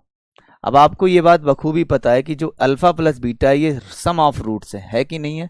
सम ऑफ रूट्स का फार्मूला होता है माइनस का बी अपॉन ए, तो माइनस का बी अपॉन ए, तो यानी कि हो जाएगा 2a। अरे वाह, अब मुझे निकालना है जिमेट्रिक मीन। जिमेट्रिक मीन क्या कहता है, जिमेट्रिक मीन कहता है दोनों का मल्टीप्लीकेशन करवाओ और अंडर रूट में चपेट में लाओ, है ना जी। अल्फा प्लस में अल्फा इंटू बीटा, तो ये क्या हो जाएगा, सी अपॉन में ए, सी अपॉन ए बोले तो अंडर रूट में सी अपॉन ए। आपको चाहिए हार्मोनिक मीन। हार्मोनिक मीन का मतलब होता है 2 अल्फा बीटा अपॉन में alpha plus beta, 2 alpha beta upon में अल्फा प्लस बीटा, हरात्मक माध्य का यही शर्त है। अगर अल्फा बीटा यानी कि 2 अल्फा इंटू बीटा का मान क्या हो जाएगा, मूलों का गुणनफल यानी सी अपॉन में ए, यानी कि सी अपॉन में ए, अल्फा प्लस बीटा माइनस का बी अपॉन में ए। आप सभी को पता है ए से एक कैंसिल हो जाएगा, ये बनेगा माइनस का 2c अपॉन में बी। तो जीतो जीतो जीतो जीतो, यूं यूं और यूं, ये इतने कारगर हैं, ये इतने काम के हैं, क्वेश्चन की धज्जियां उड़ा देंगे केवल 2 या 3 सेकंड में।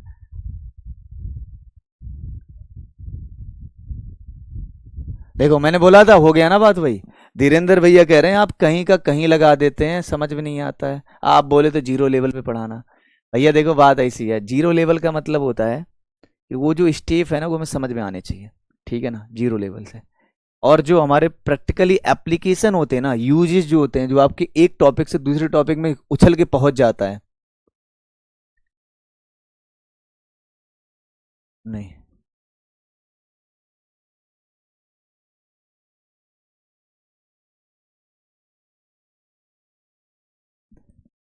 समझ रहे हो भाई? तो यार एप्लीकेशन भैया यूज होंगे, इसके लिए तुम जीरो से पढ़ो, चाहे आप हीरो पढ़ लो, चाहे एडवांस पढ़ लो, एप्लीकेशन यूज होने तो यूज होने हैं भाई।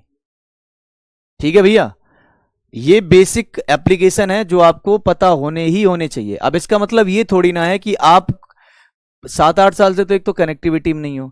अब ये बताओ कि ट्रिग्नोमेट्री के फॉर्मूले हम पहले पहले जो है हम पहले उन सबको पढ़ाएं, यही तो बताना चाह रहे हो कि हम पहले उनको पढ़ा दें फिर हम टॉपिक बताएं? भैया ऐसा किसी का कोई टॉपिक का कोई अता पता नहीं कौन सा किसका एप्लीकेशन कहाँ यूज हो जाए, लेकिन बेसिक फंडामेंटल है जो हमें पता होने चाहिए। नहीं है पता, कोई बात नहीं, अभी का काम चलाओ, टॉपिक पे आएंगे तो वहां पर सीख लोगे। बाकी एक्स्ट्रा एफर्ट लगाने की आपको कोई जरूरत नहीं, क्योंकि आपकी नौकरी आपकी पक्की, क्योंकि एक्स्ट्रा एफर्ट लगाने से क्या होगा, आपकी नौकरी फिसल जाएगी। तो आपको पढ़ने की जरूरत बिल्कुल है नहीं, एक्स्ट्रा एफर्ट लगाओ ना, मेहनत करने की कोई रिक्वायरमेंट नहीं, कोई जरूरत है ही नहीं।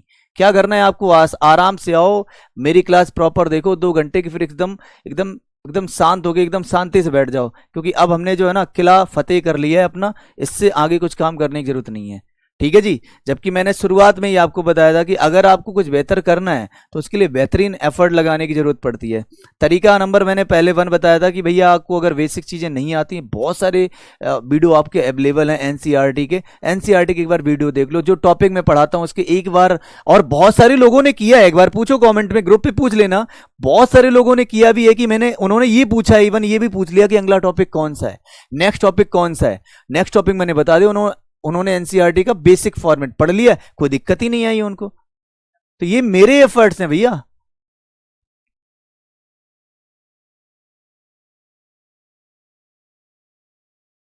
समझ रहे हो ना? चलो अभी, अब जैसे ये प्रश्न है मेरे पास में, अब समझो जरा इसको।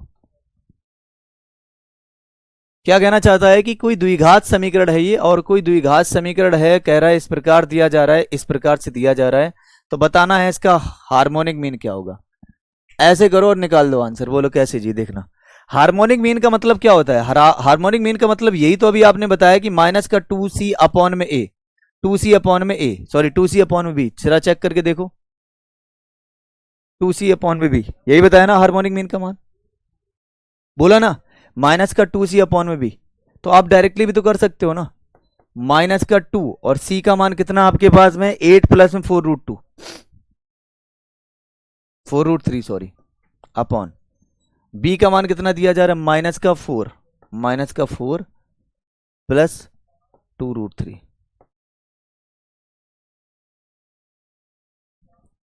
माइनस से माइनस कैंसिल। अब एक बात बताओ, इस ब्रैकेट के अंदर से मैं 2 को कॉमन कर लूं, अगर मैं 2 को कॉमन कर लूंगा तो ये क्या बनेगा, 4 प्लस में आ जाएगा 2√3, एंड अपॉन में ओवरऑल खुद यही बच रहा है 2 प्लस में √3। तो ये से ये कैंसिल हो जाएगा, आपके पास आंसर आ जाएगा 4। ऑप्शन नंबर बी करेक्ट है। बताओ भाई क्या दिक्कत आ रही है?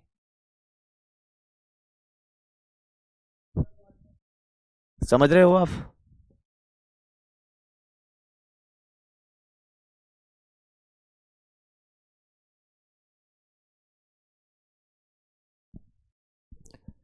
चलो जी।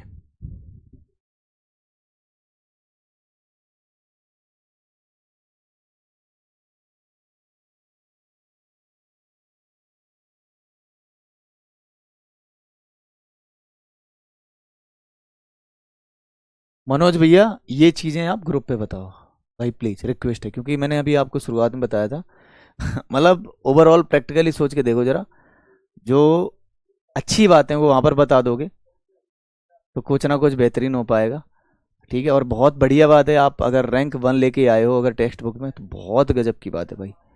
ठीक है जी, चलिए, और बहुत बहुत धन्यवाद, इसका मतलब है कि इसमें आपकी मेहनत है, जो आपको पढ़ाया जा रहा है आप उसने आपने ना उसको बेहतरीन तरीके से देखा है। चलो इंपॉर्टेंट रिजल्ट आप सीखो, इंपॉर्टेंट रिजल्ट पढ़ो। आप क्या कहना चाहता है इंपॉर्टेंट रिजल्ट? क्वेश्चन कुछ इस प्रकार से बनेगा कि ए की बार में n प्लस का 1 और बी की बार में n प्लस का 1 होगा। अपॉन में क्या हो जाएगा भाई, ए की पावर में एन और बी की पावर में एन, और इक्वल टू कहीं ना कहीं के नजर आएगा। तब आपसे पूछा जाएगा कि बताओ देन एन का मान क्या हो जाएगा। तो भाई ये एन की जो वैल्यू है ना भैया, वो तीन प्रकार से टूटती है। एन की वैल्यू जो है ना वो तीन प्रकार से टूटती है। अच्छा एक बात और, ये जो हमारा के नजर आ रहा है ना, ये के ना तीन तरीके से बिहेव करता है। ये समांतर माध्य के लिए बिहेव करता है, ये गुणोत्तर माध्य के लिए भी काम करता है, और ये हरात्मक माध्य के लिए भी काम करता है। हैं? एक वैल्यू तीन के लिए काम करती है। मैंने कहा हाँ, एक वैल्यू तीन के लिए काम करती है। ठीक है, बोलोगी कैसे? देखो जी, हमें तीन प्रकार से इसको तोड़ना होता है, तीन प्रकार से ब्रेक करना होता है। पहला,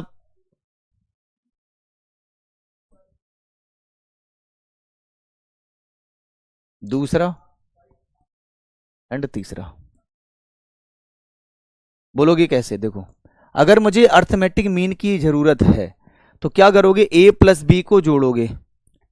ए प्लस बी को मतलब ए प्लस बी का अर्थमेटिक मीन निकालोगे। तो अर्थमेटिक मीन का मतलब क्या होता है, दोनों संख्याओं को जोड़ो, दोनों संख्याओं को जोड़ो, और अगर जोड़ने पर ये के बराबर में आ जाता है, यानी ये जो सामने के है अगर इसके बराबर में आता है तो समझ जाना ये अर्थमेटिक मीन की कंडीशन लग रही है।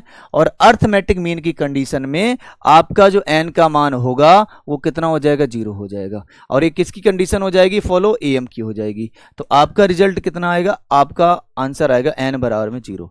लेकिन मान लो यही आपका ना जिमेट्रिक मीन में, जिमेट्रिक मीन में सॉल्व करेगा। जिमेट्रिक मीन क्या होता है कि दो संख्याएं ए और बी दी जा रही हैं, ए और बी दोनों का मल्टीप्लीकेशन और अंडर रूट में लगाओ, इसका मान अगर के बराबर में आता है तो फिर ये जिमेट्रिक मीन को फॉलो कर रहा है।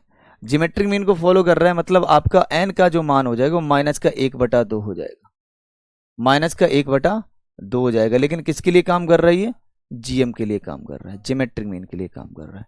बातें समझ में आ रही ना?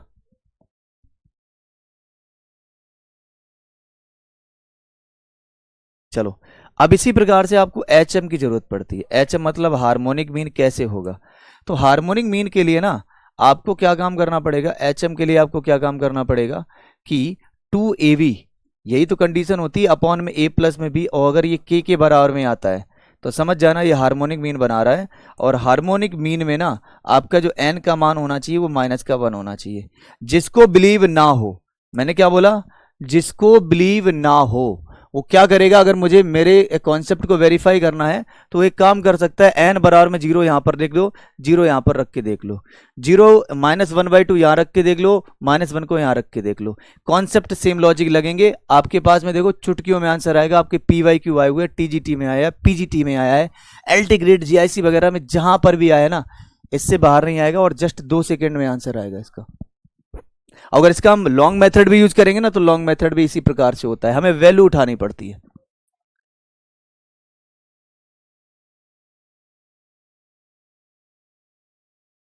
ठीक है जी, चलो जी, पहला क्वेश्चन इसी से रिलेटेड है, वो आपके सामने है। बताना है कि एन का मान क्या है। अच्छा, एन का मान फाइंड करने के लिए मैंने क्या सिखाया है आपको, कि ये जो इधर वैल्यू है वो ए की वैल्यू कितनी है, 9 है, बी की वैल्यू कितनी है तो बोलोगे 4 है ना जी, ये पता चल गया। अब हमें नहीं मालूम है, हमें नहीं पता है कि ये एएम का काम करेगा, हमें नहीं पता ये जीएम का काम करेगा, हमें नहीं पता ये एचएम का काम करेगा। तो अब क्या करोगे, आप बारी बारी से एक एक करके निकाल कर चेक कर लो। जैसे अर्थमेटिक मीन क्या कहता है, ए प्लस में बी अपॉन में 4 अपॉन में 2, तो यानी कि ये 9 प्लस में 4 13/2, तो ये जो है 6.5 आएगा। 6.5 जो है 6 के बराबर में नहीं है, तो अर्थमेटिक मीन मेरा खारिज हो गया। ये किसका मान है, के का मान है। अब हमें निकालना है जिमेट्रिक मीन। जिमेट्रिक मीन का मतलब होता है कि दोनों का मल्टीप्लिकेशन, 9 चौको 36, 36 का मतलब 6, और ये जो 6 है इस 6 के बराबर में आ रहा है, मतलब ये जिमेट्रिक मीन बनाएगा। और अगर जिमेट्रिक मीन बनाएगा तो आपका आंसर कितना आएगा, तो बोलोगे जिमेट्रिक मीन की कंडीशन में -1/2 आपका आंसर आता है, तो एन का मान -1/2 हो जाएगा, बात खत्म है। समझ रहे हो बात को आप, -1/2 हो जाएगा।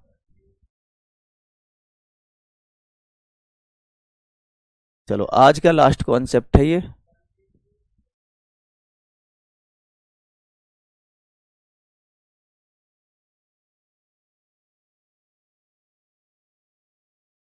हो गया ना। चलो रिजल्ट देखो आप।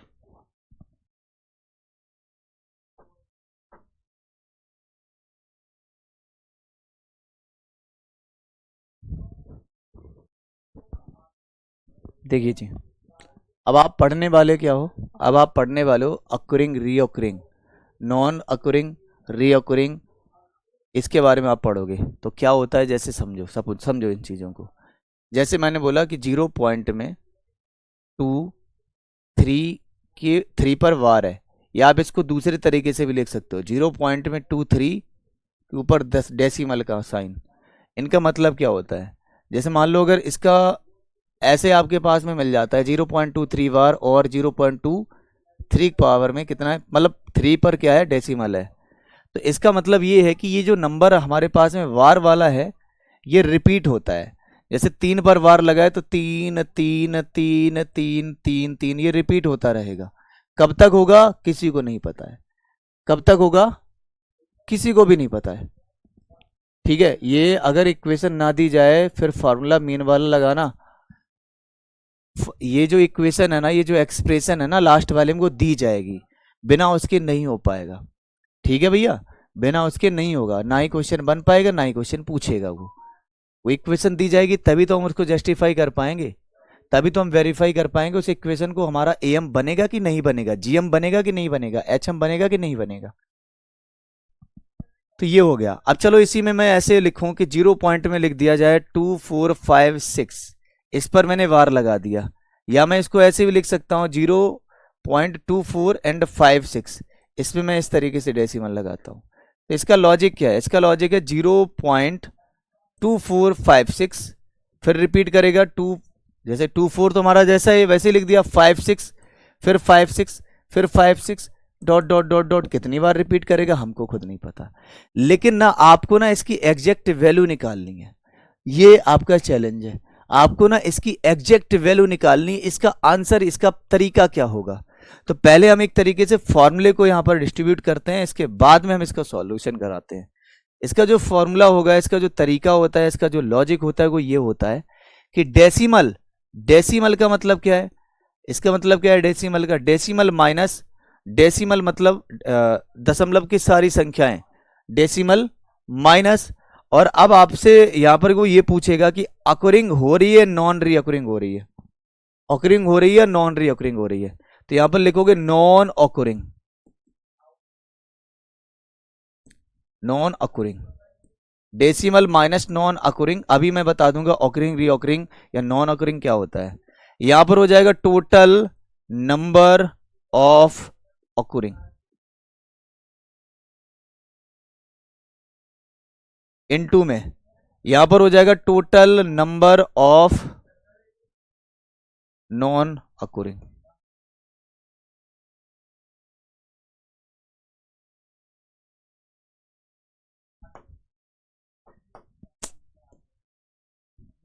ये इसका तरीका है भाई, लेकिन हमें तो पल्ले ही नहीं पड़ा क्योंकि आपने इंग्लिश में बता दिया। हमें तो पल्ले ही नहीं पड़ा क्योंकि इंग्लिश में बता दिया आपने। नॉन, नॉन अकुरिंग का मतलब है जो रिपीट ना हो,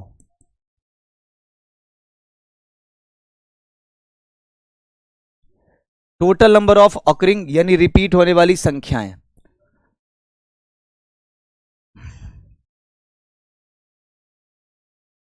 रिपीट होने वाली कुल संख्या,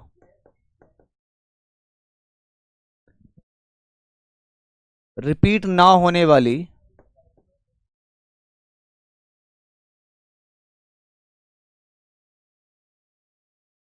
कुल संख्याएं। अब लिखो इसमें बढ़िया सा पॉइंट, जितना रिपीट, रिपीट होने वाली संख्या होंगी उतनी बार, मान लो अगर इसमें रिपीट होने वाली संख्या एन आएंगी या 2 आ गई तो 2 बार 99 लिखना पड़ेगा, 99 डॉट डॉट डॉट डॉट करके। नहीं समझ में आया, मान लो इसमें एक संख्या केवल रिपीट हुई तो केवल 9, दो संख्या रिपीट होती हैं तो 99999, 3 हो गई तो 3 बार 9, और नॉन रिकरिंग जितनी रिपीट नहीं होती हैं उतनी बार 0 लिखना पड़ेगा। जैसे अगर एक एक रिपीट नहीं होती तो 0 dot dot dot dot dot. कैसे सॉल्व करना है, सब कुछ जो है आसान लगने लगेगा इस फॉर्मूले के अलावा जब सॉल्व करोगे। देखो जी, अगर मुझे इसको सॉल्व करना है तो कैसे सॉल्व करना है, देखो बड़े ध्यान से। मैंने कहा कि डेसिमल, डेसिमल का मतलब है दशमलव के बाद में जो भी संख्या है उनको लिख डालो, लिख दिया। दशमलव के बाद में जितनी भी संख्या उनको लिख डालो।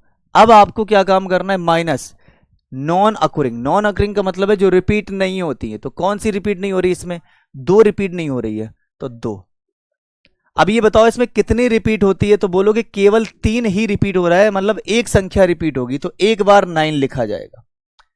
कितनी संख्या रिपीट नहीं होती, तो केवल एक संख्या रिपीट नहीं होती, वो है 2। 2 रिपीट नहीं हो रही, एक संख्या है, तो एक बार 0 लिख दिया जाएगा। फिलहाल अगर आप देखोगे तो यहां आएगा 21/90। 3 से काटोगे तो कितना आएगा, 7 या 21 और 30। तो फिलहाल इसका जवाब जो होगा वो कितना होगा, 7/30। ये इसका राइट आंसर है। ठीक है,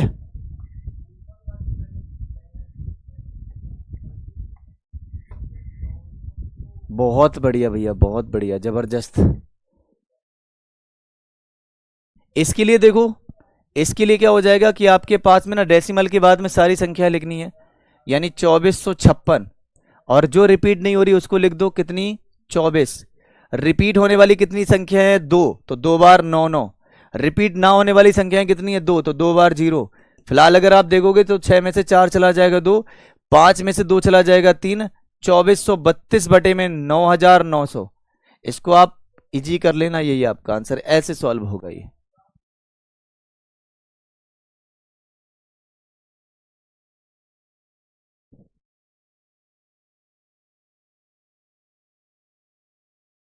ठीक है भाई, चलो। तो ये आपका सेकेंड लास्ट कॉन्सेप्ट था। यहां पर अब हम आपको बताते हैं आखिरी लॉजिक, लास्ट लॉजिक है, लास्ट।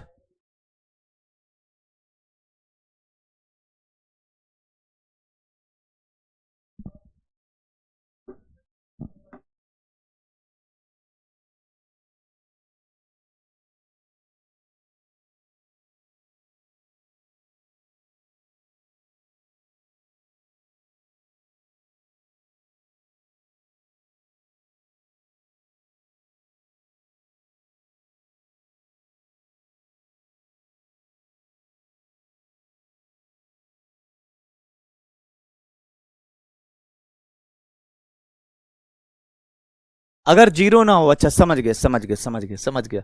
मतलब यहां पर अगर जीरो ना होता है शुरुआत में तो कोई बात नहीं। देखो, अगर मान लो यहां पर जीरो नहीं आता है शुरू में, यहां पर कोई वैल्यू आ जाती है, जैसे माना यहां पर इस प्रकार से क्वेश्चन लिखा कि 2.345, इस पर वार लग गया, इसका आपको मान बताना है, इसकी वैल्यू क्या होगी। तो परेशान होने की जरूरत है ही नहीं।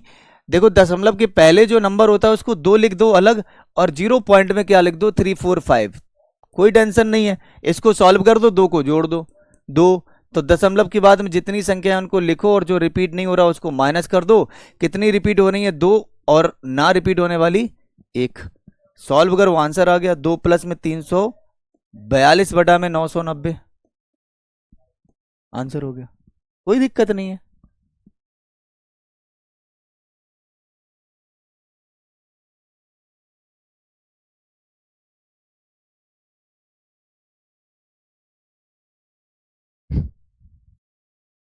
ठीक है भाई, तो ये आज का लॉजिक रहा है। आज के जितने भी कॉन्सेप्ट थे एपी जीपी एचपी के थ्रू, एएम जीएम एचएम के थ्रू, वो आपका कवर हो चुका है। फिलहाल मैं एक काम करता हूँ, वैसे आप सभी को पता तो है ही, क्या पता है, थोड़ा सा पेशेंस रखो, बस थोड़ा धैर्य की जरूरत पड़ रही है। 10 के बाद में 11 से, यानी 11 सितंबर से, मतलब 10 के बाद में, 11 सितंबर हो सकता है, 12 सितंबर हो सकता है। ठीक है, मैं ये एग्जैक्ट डेट नहीं बता सकता, हो सकता है संडे, या हो सकता है उस दिन कोई दिन मेरी मैराथन लगी हो, इस वजह से दिक्कत आ जाए। तो आपको मैं बताना चाहूँगा कि 11, मतलब 10 के बाद में, 10 सितंबर के बाद में ना आपकी एक बेहतरीन क्लास स्टार्ट होगी। ठीक है, पहला पॉइंट एक तो ये कि इसी क्लास को आपको, जो सुबह 7 बजे क्लास चलती है ना, 7 से 9, इसी क्लास की टाइमिंग ज़्यादा कर दी जाएगी। पहला तो एक तो ये हो गया कि 7 AM से ना इस क्लास की टाइमिंग को समथिंग 9:30 कर दिया जाएगा। तो ये आपके पास में 2.5 घंटे का समय हो जाएगा। मतलब अगर 2.5 घंटे का समय है तो इसमें हम ओवरऑल ना लगभग लगभग 2 घंटे का हम क्या कर देंगे, कंटेंट डिलीवर कर देंगे। क्योंकि बाकी बहुत सारे लोगों के डाउट होते हैं, और रही बात कुछ चीज़ें शुरुआत में चली जाती हैं, कुछ चीज़ें कुछ मिनट आपके लास्ट में चले जाते हैं, तो लगभग लगभग हम 2 घंटे का प्रॉपर तरीके से कंटेंट डिलीवर कर पाएंगे। दूसरी बात क्या है भैया, दूसरी बात यह कि मैं एक क्लास आपकी और लगाऊंगा, वो शाम को होगी। अब वो कहाँ पर होगी वो मैं आपको बताता हूँ। वो यूट्यूब पर होने वाली है। कहाँ पर होने वाली है? यूट्यूब पर। कैसी होगी वो मैं आपको बहुत जल्द बता दूंगा, क्या मेरा प्लान रखा है, बस ये है। ठीक है। बाकी आप सभी को पता है कि आपकी वर्कशीट हो गई है, वर्कशीट आप सॉल्व करते रहो, उनका सॉल्यूशन हम सैटरडे को लेंगे। और बाकी का मतलब जो भी है वो मैं बता दूंगा, जो भी जैसा XYZ होगा। ठीक है। तो प्लीज़ अभी थोड़ा सा धैर्य रखो। अभी आपका काम क्या है, केवल जितना अभी आपको पढ़ाया जा रहा है, जो आपको वर्कशीट है, इनको अच्छे से थोड़ा सा रट डालो। और ये मैं बहुत मेजोरिटी वाले टॉपिक पढ़ा रहा हूँ। ठीक है। जो सीक्वेंस एंड सीरीज आपने पढ़ा है, ये आपके LT ग्रेड के लिए इतना इंपॉर्टेंट है कि 8 से 9 क्वेश्चन बनते हैं इससे, और भी लास्ट वाले पेपर में 9 क्वेश्चन आए हैं। इसके बाद में कॉम्प्लेक्स नंबर जब पढ़ाऊंगा ना, तो कॉम्प्लेक्स नंबर के 7-8 क्वेश्चन बने LT ग्रेड 2018 वाले केस में। तो कितने क्वेश्चन आए? 8 से 9, 7 से 8 क्वेश्चन कॉम्प्लेक्स के, 8 से 9 क्वेश्चन सीक्वेंस से हैं। तो मैं उन टॉपिक को भी बहुत बढ़िया तरीके से मतलब डीप लेके जा रहा हूँ। अगर आपने वर्कशीट सॉल्व करी होगी तो आपको खुद ही आइडिया लग गया होगा कि ये यार क्वेश्चन तो हमारे PYQ के हैं। और अगर ये PYQ के हैं और हम इनको आसानी से कर पा रहे हैं अपने कॉन्सेप्ट के जरिए, तो मतलब आपसे बेहतरीन कॉन्फिडेंस किसी के पास में नहीं है, इतना मैं कह सकता हूँ। ठीक है भैया। चलिए भाई, बाकी कि जो आपके डाउट रह रहे हैं, आपके क्वाड्रेटिक इक्वेशन के जितने भी आपके डाउट थे वो मैंने कलेक्ट कर लिए। अब इसके बाद में क्वाड्रेटिक इक्वेशन का एक भी डाउट आपका नहीं लिया जाएगा। इसके लिए अगर आप बुरा मानो तो कोई बात नहीं, खाने की पूर्ति ज़्यादा कर लेना, खा लेना। क्योंकि मैं 2 वीक से आपको बता रहा हूँ कि क्वाड्रेटिक इक्वेशन की क्वेश्चन जितने भी आपके पास में अदर टेक्स्ट बुक हैं, कहीं से भी दाएं से बाएं क्वेश्चन हो, आप अपने डाउट्स को पूछ सकते हो। लेकिन आपने 2 वीक में, मतलब लास्ट वाले वीक में भी मैंने बताया था, इस वाले वीक में भी मैंने बताया था, जो अभी निकल गया, कि आपने क्वाड्रेटिक इक्वेशन के आपको सारे के सारे डाउट भेजने, वो आपने नहीं भेज पाए हैं। तो जितना मेरे पास कलेक्ट हो पाया है क्वाड्रेटिक के, उसका मैं सॉल्यूशन संडे को या मैं अपनी तरफ से कुछ क्वेश्चन मॉक के तौर पर वहाँ पर करा दूंगा। ठीक है। दूसरी बात क्या है कि जैसे आज सीक्वेंस एंड सीरीज खत्म हो गया है, अभी इसकी एक वर्कशीट और आनी है। एक वर्कशीट सबकी मिक्स होनी है, GP होगी, HP होगी। GP की कंडीशन AGP आएगी, उसी में HP की कंडीशन होगी AM GM HM, सारे के सारे केस जो है वो एक वर्कशीट और इसकी मिलने वाली है। ठीक है। सीक्वेंस एंड सीरीज की, क्योंकि अभी तक मैंने 48 क्वेश्चन की सीट जो दी है वो केवल AP की दी है। तो समथिंग 50 से 60 क्वेश्चन या 70 क्वेश्चन समथिंग जो हैं वो आपके और PYQ मिल जाएंगे, GP HP AM GM HM के, बाकी अदर कंडीशन के भी। ठीक है जी। तो ये वर्कशीट मतलब मैं आपके पास में इतना कंटेंट दे पा रहा हूँ कि बस आप पढ़ो तो आप कर पाओ, उनको समझो, उनको प्रैक्टिस तो करो, इससे बाहर कैसे आ पाएगा। और सबसे बड़ी बात यह कि मैं हर एक टॉपिक के ना पीक पे जा रहा हूँ। पीक का मतलब है कि उसके एक्स्ट्रा ऑर्डिनरी क्वेश्चन पे जा रहा हूँ, जो आपके एग्जाम के लेवल पे नहीं है, आपके एग्जाम लेवल से भी ज़्यादा हार्ड है। यानी कि हम JEE मेंस के भी क्वेश्चन पे, मतलब JEE मेंस के क्वेश्चन, ND के क्वेश्चन पर जाने वाले हैं और जा भी रहे हैं। क्वाड्रेटिक इक्वेशन की आपने वर्कशीट अगर देखी है तो समझ रहे हो, तो वो हम उस लेवल पर जा रहे हैं। बस क्या करना है भैया, सुनिए। हे प्रभु, हे दीनानाथ, हे जगन्नाथम, प्लीज़ मुझे माफ़ कर दीजिएगा। मैंने अभी क्या बोला? मैंने आपसे बोला कि मैं केवल डाउट सेशन की क्लास जो है वो यूट्यूब पे कराने वाला हूँ। और जो छोटे छोटे टॉपिक आपके कॉन्सेप्ट में हैं, जो आपके सिलेबस में हैं, उनको मैं वहाँ पर करा दूंगा। कोई लॉजिक बड़ा वाला टॉपिक में नहीं कराने वाला हूँ। मुझे पता है कि आपने पैसे दिए, मैं कॉम्पिटिशन क्यों जनरेट करूँगा। ठीक है जी, समझ रहे हो ना। मैं छोटे छोटे टॉपिक जो है मैं वहाँ पर कराऊंगा, जैसे लॉगरिथम वाला टॉपिक हो गया, जैसे इनइक्वालिटी का टॉपिक हो गया, जैसे वेवी कर्व वाला टॉपिक हो गया। तो ये टॉपिक वो टॉपिक है जो सबको पता होना चाहिए, और वहां से हम कर भी लेंगे। आपको क्या लगता है हम क्लास, चलती क्लास में डिस्टर्बेंस करें आपका? मतलब टॉपिक चल रहा है, सीक्वेंस एंड सीरीज कॉम्प्लेक्स चलेगा, कॉम्प्लेक्स की 2 क्लास होने के बाद मैं बोल दूंगा आओ लॉगरिथम की क्लास पढ़ाते हैं, तो लॉजिक गलत हो गया ना। फिर तो अपना सिलेबस ही का रिदम टूट जाएगा। इसका मतलब जो छोटे छोटे टॉपिक हैं हम वो यूट्यूब पर कर लेंगे, या हम एक्स्ट्रा टाइम पे कर लेंगे। ठीक है भैया। अगला यानी कल, हाँ सॉरी भाई, एक मिनट, ये इंपॉर्टेंट सूचना है, ये इंपॉर्टेंट सूचना है, बहुत ज़रूरी सूचना है आपके लिए। ठीक है जी। इम्पोर्टेंट सूचना ये है कि कल है आपकी 2 तारीख, है ना। कल आपकी कितनी तारीख है? 2 सितंबर है। और भैया कल 2 सितंबर में मेरी NDA की मैराथन लगी है। ठीक है भैया। NDA में मेरी मैराथन लगी है सुबह, मतलब ये समथिंग 10+ घंटे की समथिंग जाने वाली है। तो भाई कल मैं आपकी क्लास नहीं ले पाऊँगा। ठीक है भैया।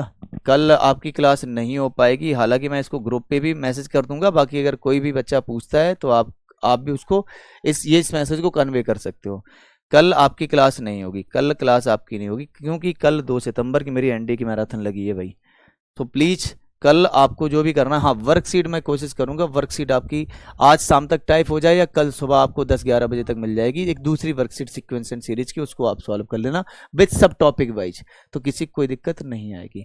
ठीक है जी। 3 तारीख को आपको जो है कॉम्प्लेक्स नंबर हम स्टार्ट करने वाले होंगे, 3 तारीख को कॉम्प्लेक्स नंबर शुरू होगा, फिर वहां से उसका थोड़ा सा रिवीजन कर लेना एनसीईआरटी या जहां पर भी आपके पास में थोड़ा बेसिक कंफर्म कर लेना, आ जाना। बाकी अभी मैं प्लान बताऊंगा नहीं, क्योंकि आप मेरी फिर बात को पकड़ के बैठ जाओगे और फिर मेरा जीना आराम कर दोगे। इस रीजन से ना मैं जो मेरे दिमाग में प्लान चल रहा है ना, वो मैं प्लान रिवील करूंगा वो 10 तारीख के बाद में, तभी मैं प्लान को रिवील करने वाला हूँ। ठीक है भैया, तो सभी को नमस्कार है, जय Hind, bye bye, thank you, bye bye, take care, बहुत बहुत धन्यवाद।